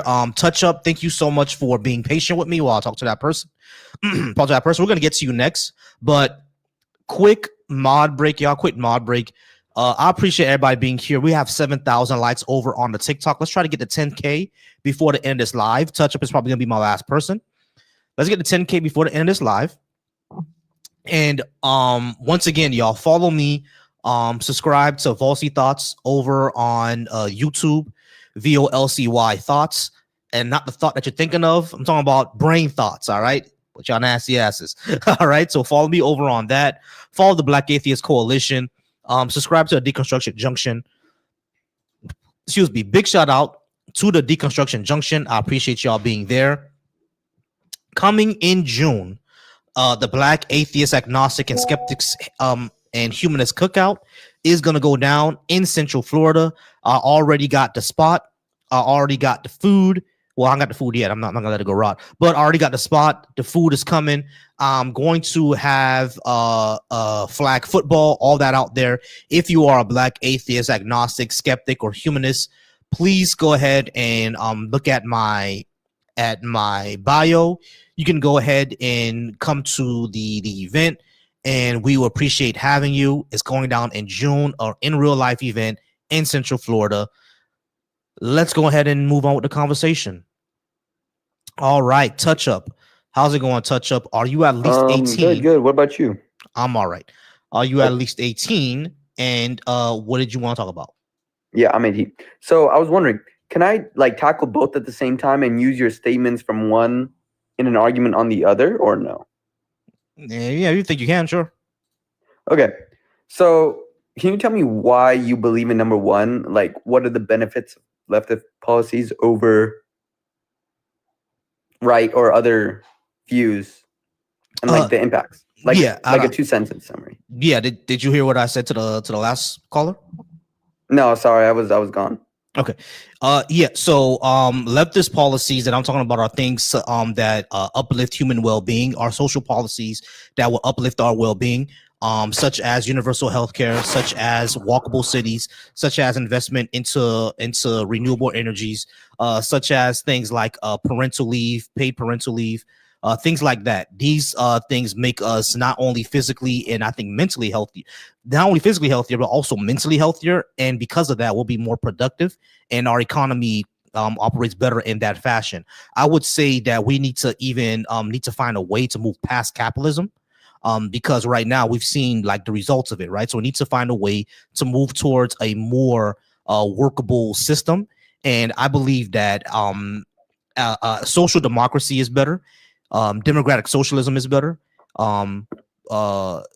And this socialism in of itself, in my opinion, would be better. At least market socialism will be a lot better than what we have today. Okay. So basically you're saying it'll improve lives, save lives too, right? Yep. Okay. So on to number two. So I want to dive into objective morality, right? So if you're saying that there is no God, or you believe in no God, then objective morality doesn't exist. So what you're doing, saving people, of course, I know that saving people is right, but from your standpoint, it shouldn't matter if there is no objective morality, right? No, it'll still matter because I have empathy. Empathy, but if you save people, but we're all just space dust. So, but okay, so if you said if I'm a right and I want I want to like create policies that actually actively harm people, would you say I'm a worse person than you? Yes. But you could say it's just a different point of view because if it doesn't matter, if there's no entity governing what is right or wrong, I'm just different, not worse. No, you're worse because you're harming people. But why is harming people bad? It's something that we don't prefer to do. It has negative consequences. But what is negative consequences? Negative consequences are things that are either that are damaging, you know what I mean, like either physically, psychologically, emotionally. That type of damage are things that we don't prefer because it's not conducive to our survival. So we don't like we don't want to do it. But that's like what I'm saying. If you go down to the core of it, like if there is no God, we don't need to survive. We're just space tested. We're just an accident. Well, hold on. You know? Why would we have no more value than a rock. Touch up. Hold on. Why would we need God for us to survive? Why would we need that? No, I'm not saying we need God to survive. I'm saying if we don't have God, there's no point of our survival. We're just an accident. So? That means we're meaningless. Yes. So we make our own meaning. But the universe doesn't care about us. But there is no objective meaning. You have a different point of view. I have a different point of view. Yes. I say killing people is good. You're saying killing people is bad, right? Yes.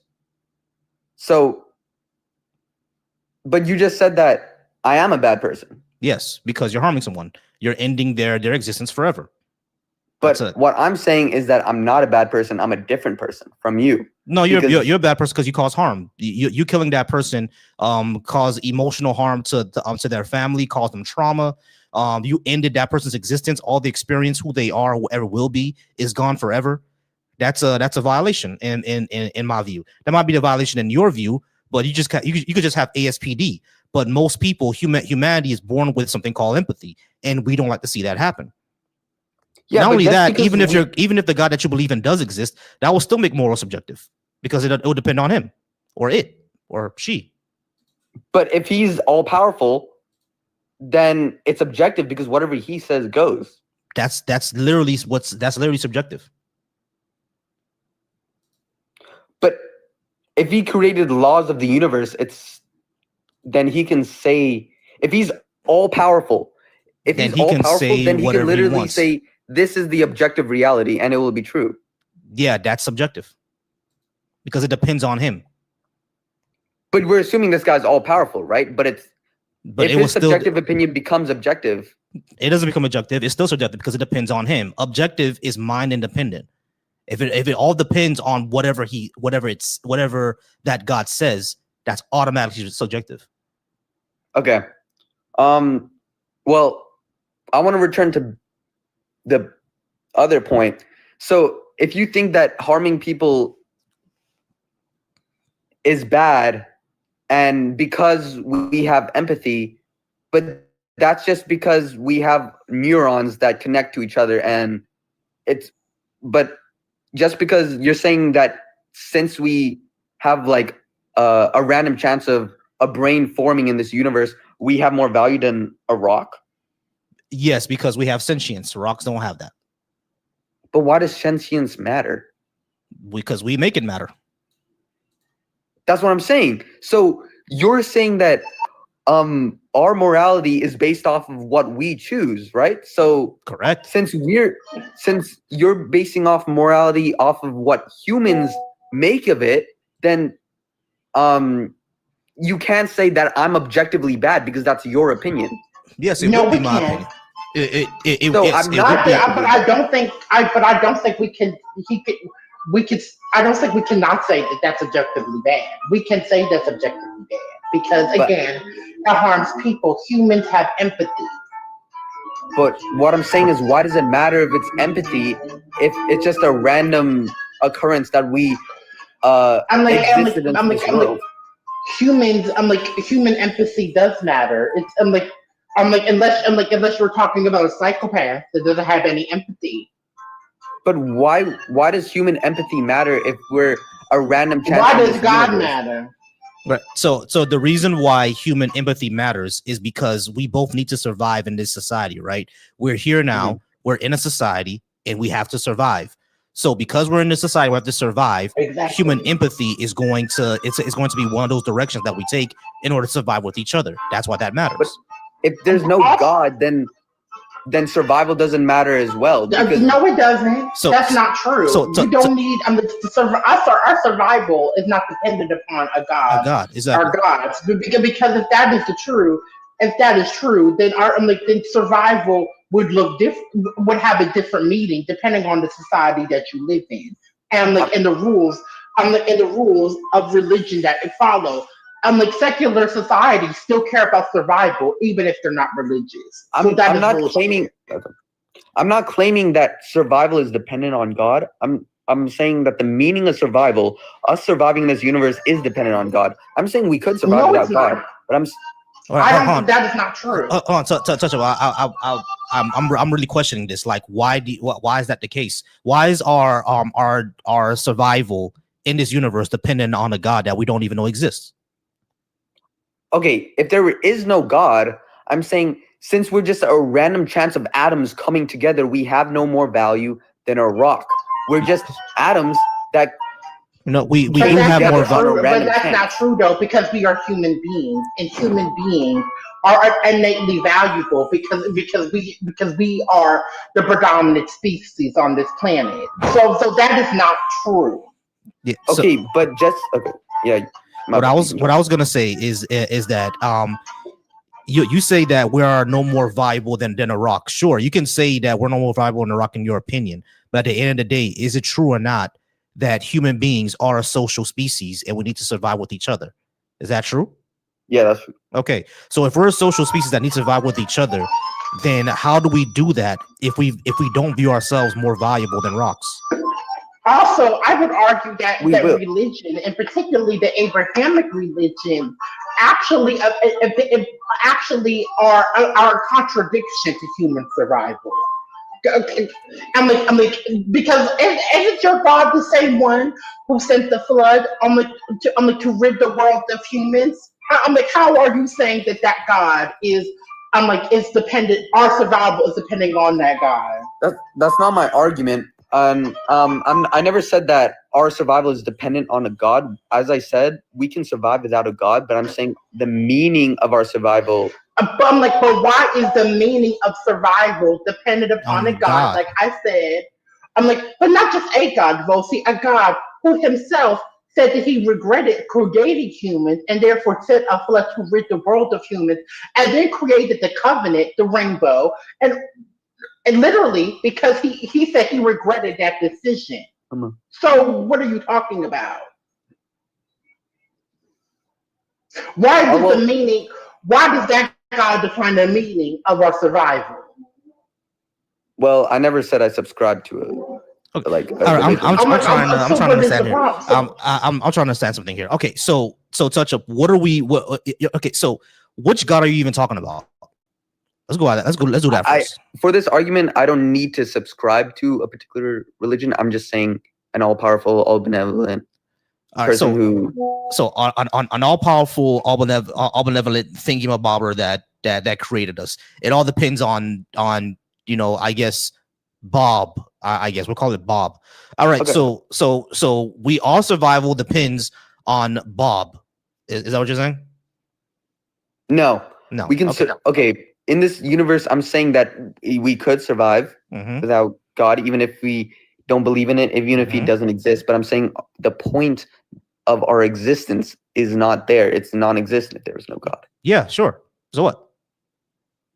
So I'm saying that if you say that when you see someone kill someone else on the street, if you don't believe in a God, you can't say that man is a bad person. Yeah, yes, you can. And I just did. Now what? We just did. Like again, we're a social species and we're trying to survive with each other. Ending the lifetime of someone who didn't do anything to you, ending their lifetime for no discernible reason whatsoever. That's not how we survive. That's not conductive to our survival. That's not how we would operate with each other. But just because having you're setting your own objective moralities is beneficial for the human survival, I'm taking a completely different route. I'm saying that it doesn't matter if we have morals to survive when our survival is meaningless itself. We're just atoms in the universe. Yeah, but so what, bro? What I'm saying is that, So I'm yeah, we saying have no. we're What I'm meaningless. saying is, We have yes. Objectively, the universe doesn't care about us. If there's no God, the universe doesn't care about us. We have no objective meaning. But even if your God were to exist, that would still be a subjective meaning because it depends on that God. That's number one. But number two, even if there is no objective meaning to us, so what? We can still make our own. The meaning of my life is to be a counselor. It's for me to help out my community. You know what I mean? Because there are a lot of black teenagers that need help, especially black male teenagers that need help.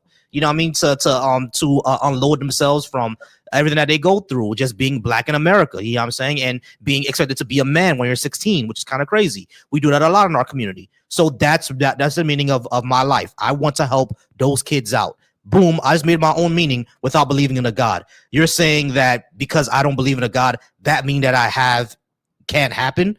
I don't see what you're saying. I agree. You can create your own meaning, but there won't be any real meaning. What?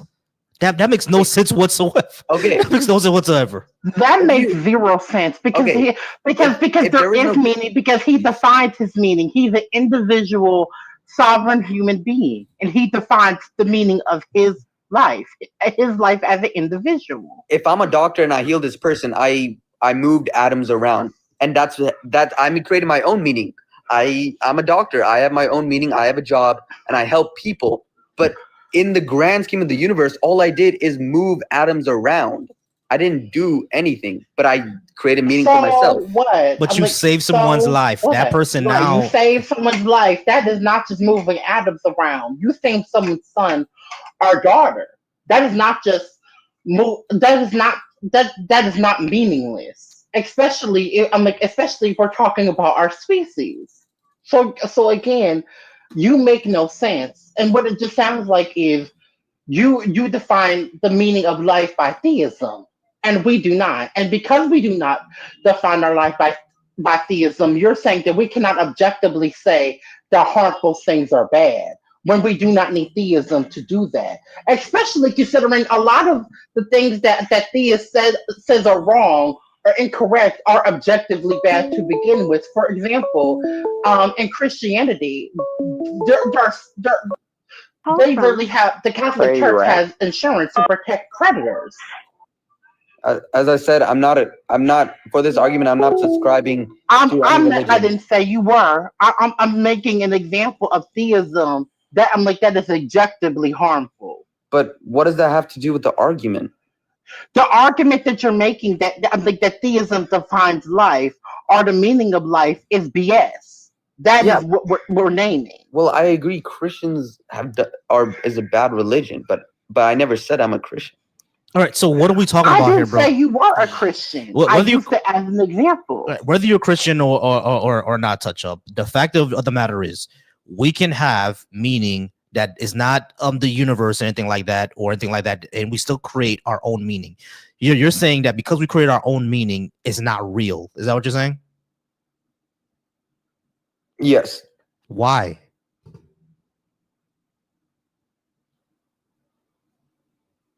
Yeah, exactly. All right, we're gonna go ahead and move on, and we appreciate y'all. So there's someone that called. Let me go ahead and call them back. Let's see if they can they'll answer. How's it going, okay?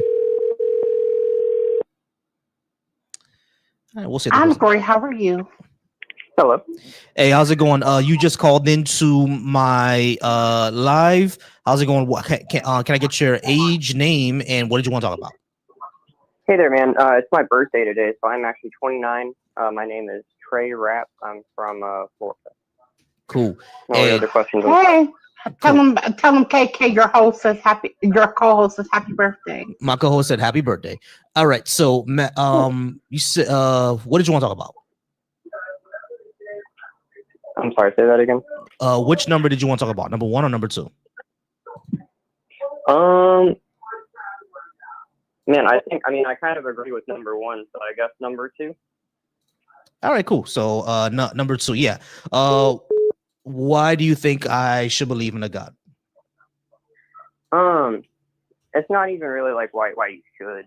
I just think that it's more an objective thing, and I think it's more how you define God as a thing. Like, I don't believe in God in like a big guy in the sky making stuff kind of way. I think of it more in an esoteric way, where like if you look at like Adam and Eve in the Bible, like Adam is literally the word Adam, like that last guy was talking about, like we're all atoms. Mm-hmm. He just isn't past that first part where it's like now there's Eve, now there's other shit going on, now we're naming things. You know what I mean? It's like it's the advancement of the human consciousness in a book in a spiritual way. Not necessarily a history book. Okay, so I think that like I'm kind of having a difficulty on what you're trying to say here. So we know that God's more the consciousness and like life itself, like the trees moving and the the wind and just things of that nature. It's not like a one big dude in the sky or some shit like that. Okay, so you're it's more like the fire within us. You're more of the electricity in our nerves and things like that. You know what I mean? Gotcha. So you're more on the tip of Spinoza's God. Sure. Yeah, I would go with that. I think that like talking about Moses specifically, like I think that is more like I don't think that he literally climbed a mountain and literally talked to a bush that was on fire. I think that it's symbolism for the pineal gland inside of the human brain, that like when you activate that through meditation and through introspection, you speak to your higher self within you and you receive that kind of guidance Okay, from cool. like your consciousness. All right, cool. So and that he was able to like lead okay, people through hold that, on, like, hold you on. know, All kind right, of deal. gotcha. Sorry. All right, so yeah, this is okay, cool. I think I understand what you mean, but I don't have really a lot of issues with that, right? I wouldn't even say that. Yeah, exactly. I don't either. I used to be a self-prescribed atheist for years since I was a teenager. And kind of looking into it and looking into things like the Nag Hammadi library and like Gnosticism and things like that, I kind of find a different understanding and respect for not necessarily organized religion and like fundamentalism, but for spirituality and like that kind of different side of the world in which we live in. Buddhism, Hinduism. Reading like the Bhagavad Gita is was very interesting to me. So I just think that kind of looking at it from a different way, like, kind of opened me up to that. I'm not in any way a religious person. I don't go to a church or anything like that. I think that Jesus Okay, was talking about not doing kind of so all this kind of sounds like Spinoza's God, right? But I wouldn't put any I won't put any labels onto it. Like nature and physics does what it does. I'm not sure why we need to put the label of God on it at all, because if fair enough. Yeah, no, I mean, like, yeah, it can also be called just like metaphysics. I feel you on that. Yeah, exactly. But all right, if that was it, I'm gonna go ahead and then move on to the next call. I do appreciate you. No worries, man. I'm glad that we could come to an understanding, bro. Have a great one. Thank you for taking my call, and awesome. Keep on doing what you're doing. Power. All right. How long I've been on? Okay, I've been on for 2 hours. I think I'm gonna get out of here in a bit. How's it been going, Kay? Ciao. It's been going. Yeah. I'm like, because I'm gonna be moving soon, so it's just kind of just been because I found another woman to be a roommate, which is great. Okay, awesome. I'm like, at least until me and my sister move in together in New York at the end of the year. Yeah. Cool. But yeah, that's pretty much been it for me. I was supposed to debate somebody yesterday, but they ran. I'm like, who's running from your argument? Yeah, I was supposed. I know it's not Rosie. Yeah. I just dropped him because his time was up anyway, so I just dropped him. But yeah, but yesterday I was supposed to debate that guy yesterday, Bundy, the one that came up last time. Yeah, I was supposed to debate him yesterday on America Was Never Which Great. Which one is Bundy again? Remember the one that didn't understand what a scientific theory is and kept on screaming that we didn't come Oh my God! That and was guy. arguing with my sister too. Yes. Mind you, my sister works in healthcare. Don't you think she would have to have understanding of how science and scientific theory works? And she's a literal not only a registered nurse, but the head of nursing, or where she works at. But she, like, my sister literally works in healthcare. Why would she not know that? Yeah, exactly. Why would she not know these things, right? So we were supposed to debate yesterday. Him, and Coco are in a group chat, right? We're texting everything like that. You know, I was up there right on time. I said, "Hey, where is he?" We're like, "We don't know yet." I said, "All right, cool, let's text him." So I said, "Yo, So bro, he waiting for ran you." from the debate. Yeah, we used to say, "Yo, bro, waiting for you." He said, "I'll be home in 5 minutes." We said, "All right, 5 minutes." We was there for an hour, but he never came up. I'm like, so why? I'm like, so why am I not in this group chat? Is the question. No, it's I feel. Yeah, it's a chat that he does whenever whenever Coco was setting up a debate between people. He gets their numbers, he puts them in a chat, make sure that we're all updated and everything like that. So Because he literally did not know anything of what he was talking about, you and know we're what those just about, yeah. Mind you, he's up here with two educated black women, and you, who's going to come. First of all, in psychology, because you're going to school for, I was sure that you would have to have some understanding of a scientific theory as well. I'm sure you would have to, because psychology is a form of science. Yeah, it's exactly. the science of the mind. Yeah, it's a soft science. That's all it is, you know. So it's like it's crazy. Maybe a soft science, but it's a science of the mind. Yeah, exactly. So it's crazy, right? Because he texted us afterwards talking about he got taken. I don't know what the hell happened with him, but I told him like, yo, bro, I'm not gonna move. I said I'm not gonna move my shit around just because you wasn't prepared, bro. You told us 5 minutes and then you had not to mention.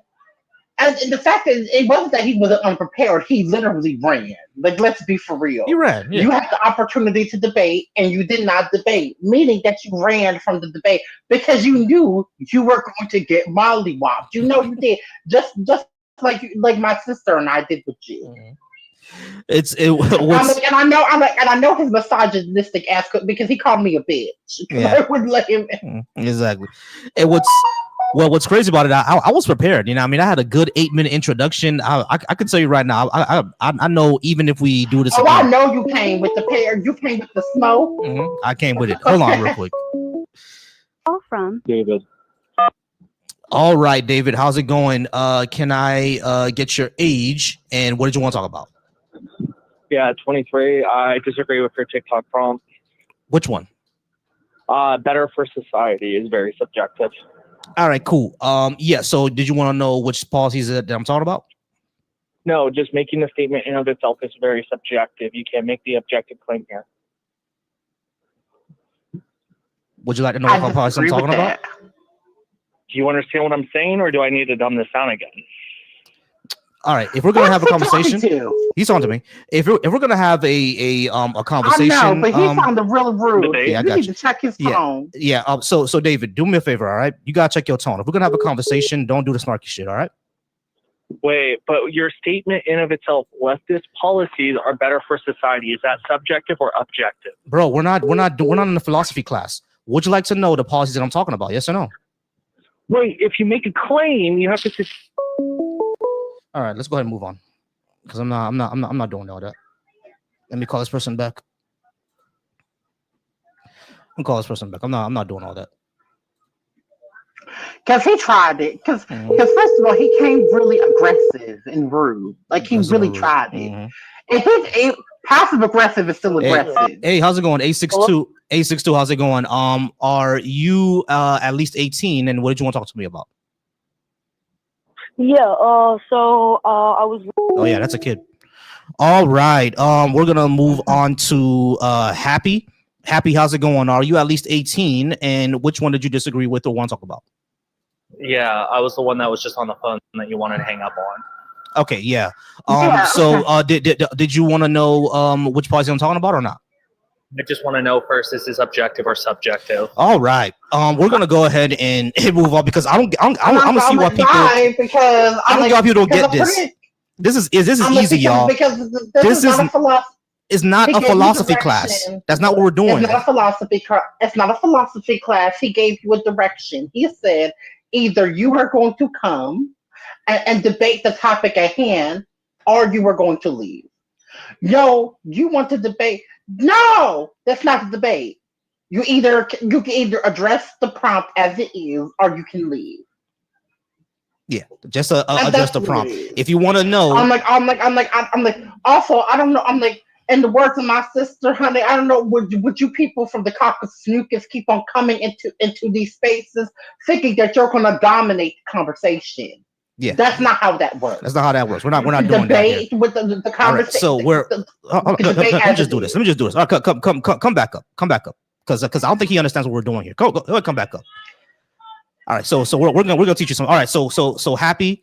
This is what we're doing, okay? All right, we're not having a philosophical back and forth. We're not going to be. Hold on, shut up.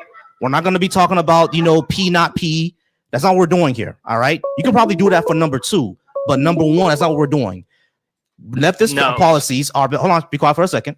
Leftist and from the position I come from, leftist policies are better for society, and I have an idea of the policies that I'm talking about and how they would be better. Okay, that's what we're talking about. We're not going to be going through the epistemic ontology, whatever. That's not what we're doing here. So don't ask me. Hold on. So ask me, is this objective or subjective? Don't fucking matter. Let's talk about what the prompt is. I believe that there are certain policies that are better for society. In America, we define those as leftist policies. Do you want to know what those are, or do you want to do philosophical meandering? What do you want to do? Wait, hold up a second. You believe that's still indexed to your personal. You could just agree saying that, yeah. Happy. Stop that, bro. Address it as it is. Address it as it is, bro. Just address it as it is. Do you want to know the policies I'm talking about? Yes or no? Yeah, let's go with the policies. Okay. The policies I'm talking about are things such as universal health care, renewable energy, investment into our infrastructure so we can have more public transportation like trains and buses.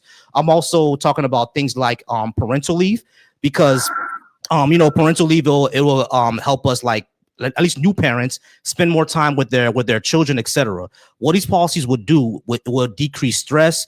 I think they will also decrease actual childcare, which is one of the big things we have in our society now. The expenses of childcare. If we had universal education starting from pre-K, that handles a lot of our childcare. If we had universal health care, that handles a lot of the issues that we have later on in life, a lot of health issues, because people would do more preventative care.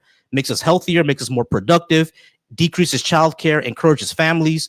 These are the policies that I'm talking about. Why do you think? Let's go with universal do you think those would be bad first? Yeah, I have a problem with universal healthcare. Let's talk about it. What obligation do I have to make sure that you have healthcare? You don't have an obligation to make sure I have okay, healthcare. Cool. When it comes to universal healthcare, everyone pays into this. So will there be a way for people to opt out, or is this a mandatory? No, it's universal.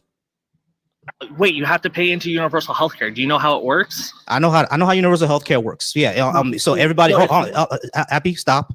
Again, I'm gonna tell you one more time. You're not gonna come here and dominate a conversation. This is not your stage. Stop with the snarky shit, bro. I'm not about that. I can actually have a decent conversation with someone who's my opponent. But if you're gonna do that, don't come up here assuming that you're just gonna go and dominate conversation and treat me like a kid. All right? That's not what we're doing here. We're two grown men. Shut up. We are two grown men having a conversation. You need to chill out with that shit. Yeah, what obligation do I have to make sure that you have healthcare? It's not about that. Okay, I'm gonna just drop him because I don't like. Yeah, I'm gonna be a bit. You know what, Volsi? Today I'm gonna be a bitch. Absolutely, I'm just gonna have to be a bitch. Yeah. All right. So to answer his question, and just for the snarky shit, I'm also gonna mute you just for 5 minutes. And I'm like, and in 5 minutes, if you once you learn how to correct your behavior and your speech, and learn how to talk to somebody, then you can come up here. And I'll even answer. I'll answer his question because this is one time thing. But since he wants to talk to the host like a kid, I'm gonna put him in timeout like one.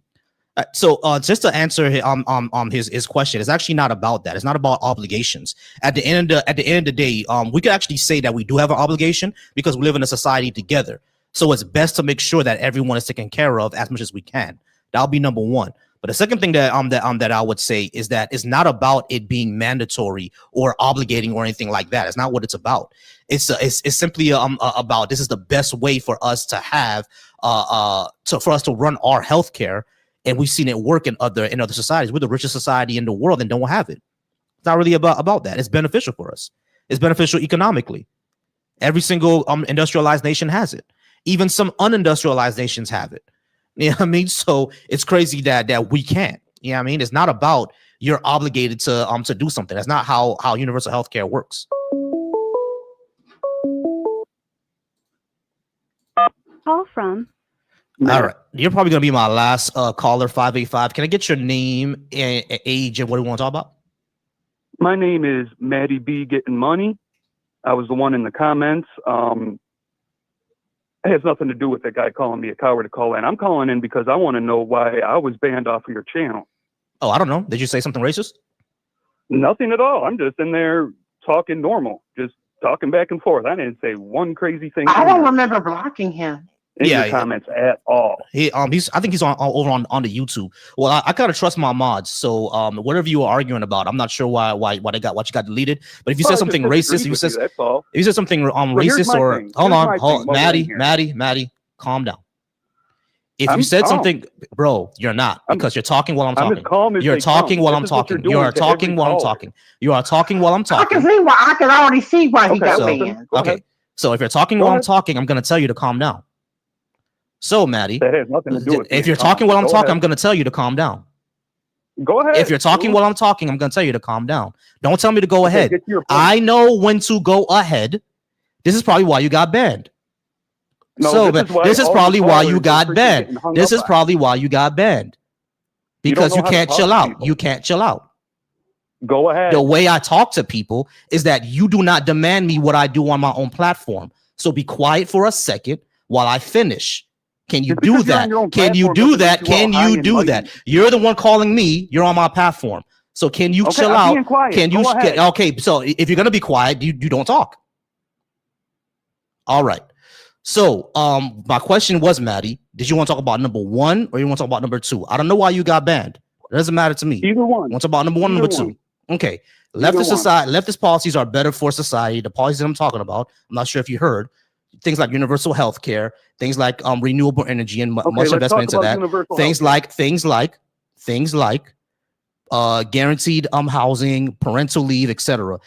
All these things I think decrease stress both physically and mentally, and it causes us to become more productive in our society. Why do you think those would be bad things for society? All right, let's first talk about universal health care. Yes, I think universal health care would be nice. Of course, we all want to be able to go to the doctor and not pay. But you got to look at where this has happened in the world already. Go to Canada and see what their health care is like. And you tell me that you want that. Yes. When medical assisted suicide is 1 out of every 5 deaths. Yeah. So when it comes to medically assisted suicide, it's because Canada believes in the right to die. So they have that.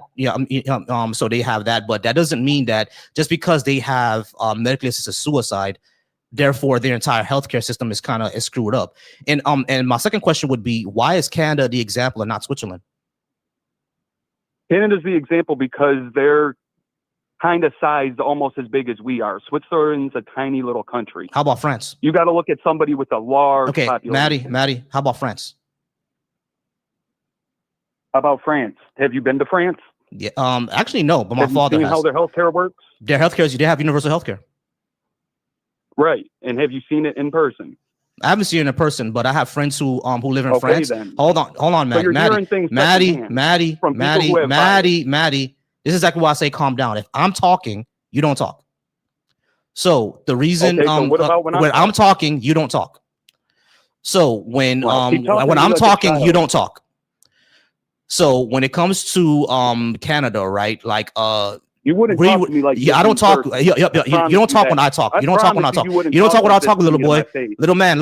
Don't talk when I talk, please. Little man. Little man. Can you talk to what? Can you please learn how to raise your hand, little man, when we're talking? Because now I gotta teach. Now I gotta treat you.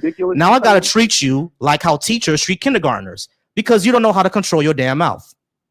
No, you don't know how to talk. So you don't know how to control your damn mouth. You see, I was already talking. I was already explaining things. You asked me a question.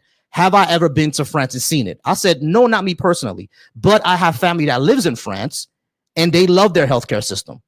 I also have family that lives in Canada, They're fine with their healthcare system. Canadian healthcare system does have problems. I'm not gonna say it doesn't have problems. It does have problems. They have longer wait times than us.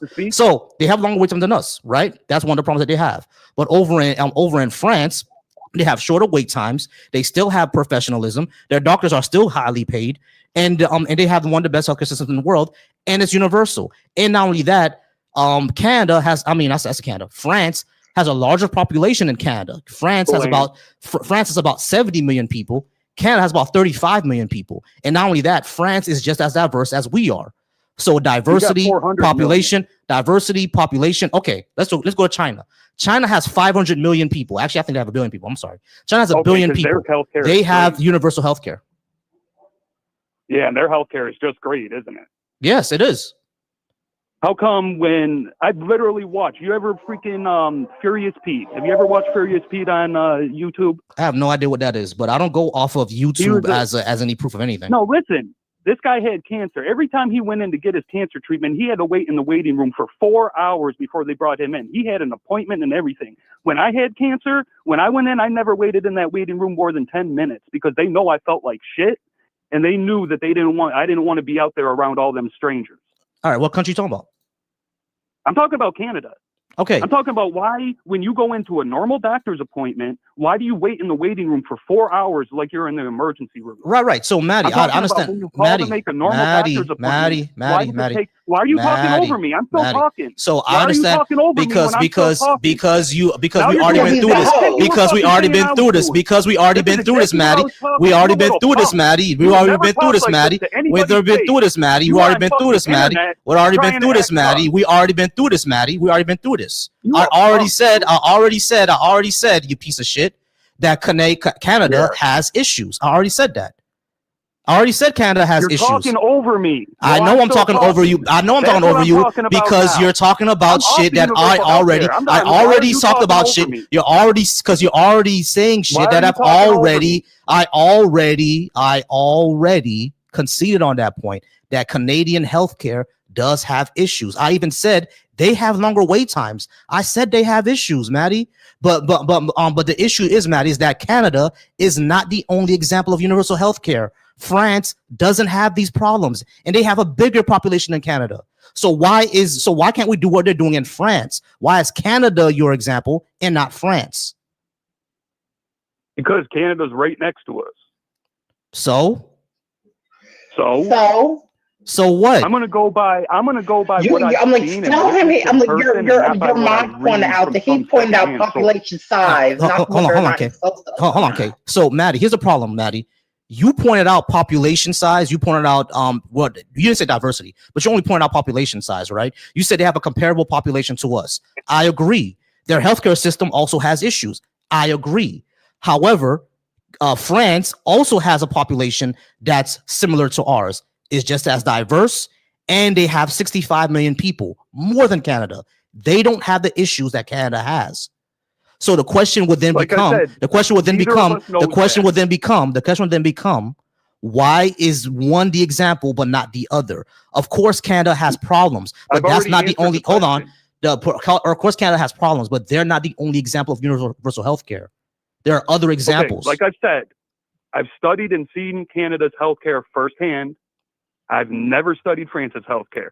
Second, you have never studied France's healthcare. You've heard it from secondhand sources that are biased, from family members that live there, that are probably well off and probably don't worry about fucking bills. They're not.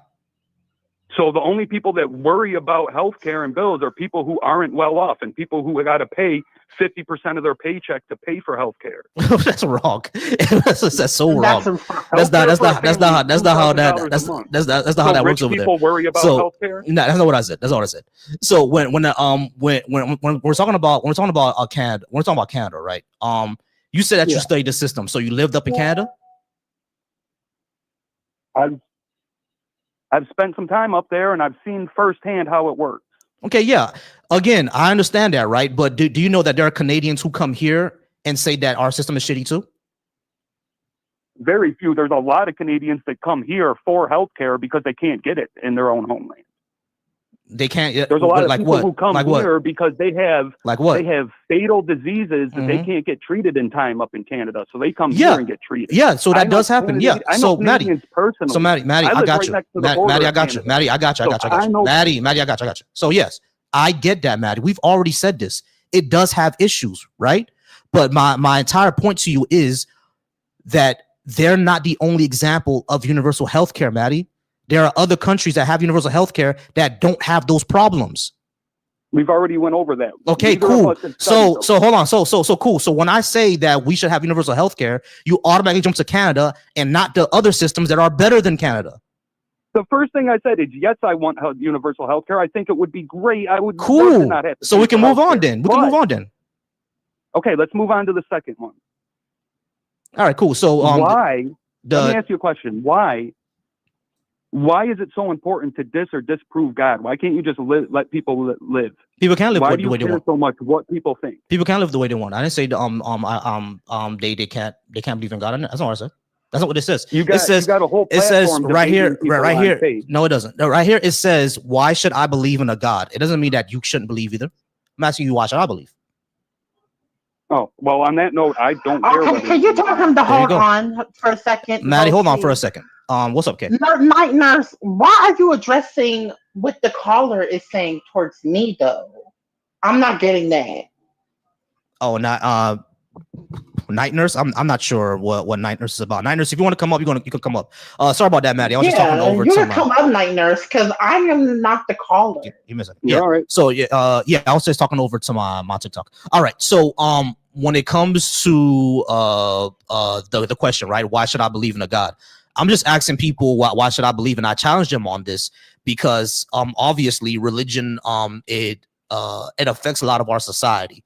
So, and not only that, I want to normalize atheism, right? Because you'll be surprised how many people will take a look at somebody like me, assume that I'm Christian or Muslim, and if I'm not, they think something is physically or mentally wrong with me, and there isn't.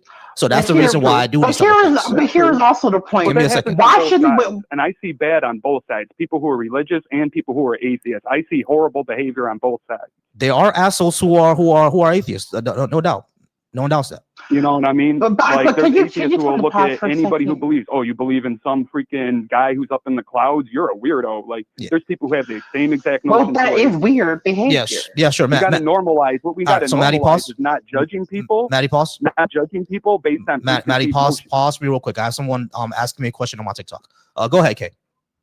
Well, first, I would definitely think that Christianity in particular absolutely should be judged for the things that it has done to oppress people, particularly and notably the LGBTQ community, women, and formerly the Black community, which was used to justify enslavement. My question to him is, why shouldn't Christianity and Abrahamic religions and theism in general be put on a microscope when we live in a country where theism, in particular Christianity, is in everything from our judicial system to our education system, etc. Why should we not judge people who are using make-believe, mythical beliefs to make laws that now impact every citizen in this country? Cool. All right. So the question that came over from TikTok, Maddie, is that why shouldn't Christianity be put under a microscope? Because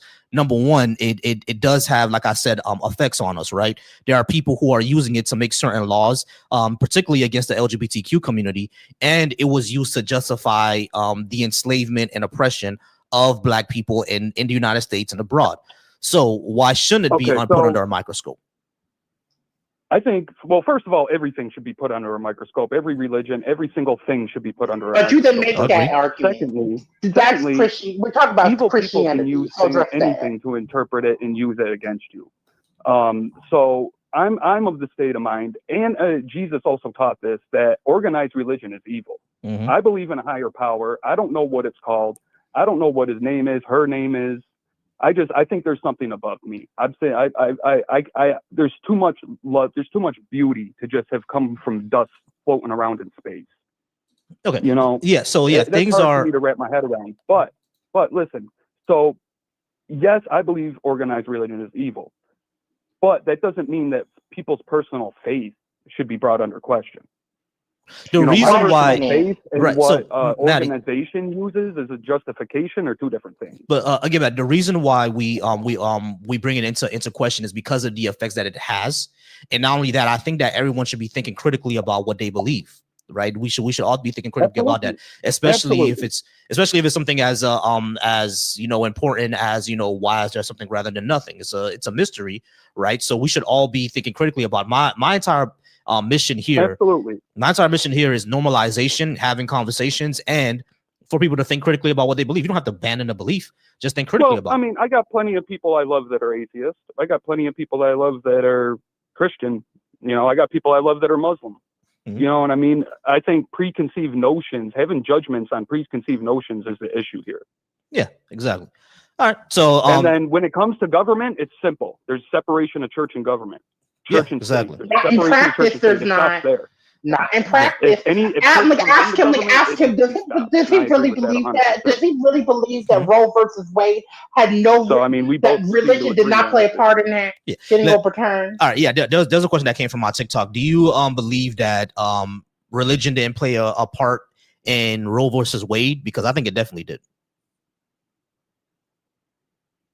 Absolutely. Yeah, it did. Okay, cool. All right, so okay, we agree there. All right, cool. Just demonstrate. So tell him that your host has said that he just demonstrated that church separation of church and state does not actually practice. Right. All right. So yeah. So overall on my TikTok, what my host said is that even though there's separation of church and state, at least on paper, or at least what is supposed to be in one of the papers, it doesn't happen in practice. And that's one of the main things that we're having issues with, and that we want to be against. Hold on real quick, baby. I'm against that too. Yo, give me a second. Baby, come back. Baby, come back. Did you want to were you want to go out? Oh, okay, I know y'all want to go out tonight. All right, y'all. I'm going out with wifey tonight. I'm gonna get out of here. Maddie, I appreciate you. I'll call in anytime. All right. No doubt. All right. Yes, I bet she's dressed to the nines and look all good. I'm giving my sister her tans. Ow. Yeah, she came from behind me all dressed all nice. I'm like, baby, we're going out tonight? I didn't know. I didn't know she wanted to go out tonight. So I'm gonna go ahead and get out of here, guys. Like, you did not know that y'all had a date night plan? We didn't plan one. She just said, baby, let's go out. I said, oh, okay, because we didn't plan one. Okay, period. Well, let's get out of here. Yeah. I'm like, well, appreciate her outfit. And her getting ready, and like we as women, it takes a lot of time to get ready, so appreciate it. Yeah. All right. So I'm gonna go ahead and get out of here. Hey, Kay, I appreciate you as always. Once I figure out how to do this back and forth thing, I'm gonna figure it out sooner or later. Right? I'm the child. You've been saying that for the past 2 months. Yeah, I know. Yeah, I don't know how to do this, but I'll figure it out sooner or later. I'm like, along with the fact that we still haven't figured out how I'm gonna get on the Black Atheist Coalition YouTube page. We still haven't figured that out. Yeah, exactly. All right. So I do appreciate you, Cape. I'm gonna go ahead and get out of here. All right. All right. Give the wifey Oh, didn't mean to cut you off there. My bad. Didn't mean to cut you off. All right, so I'm gonna get out of here, guys. I do appreciate y'all for being here. Y'all's gonna have a good night. I've been on for about 2 hours and 30 minutes. Y'all remember to subscribe everywhere. Deconstruction Junction. Subscribe to the Black Atheist Coalition. Subscribe to my channel, Volsy Thoughts. Y'all's have a good night. I appreciate y'all. And as always, every man should be soft, be secure, be affectionate, be wise, be flexible,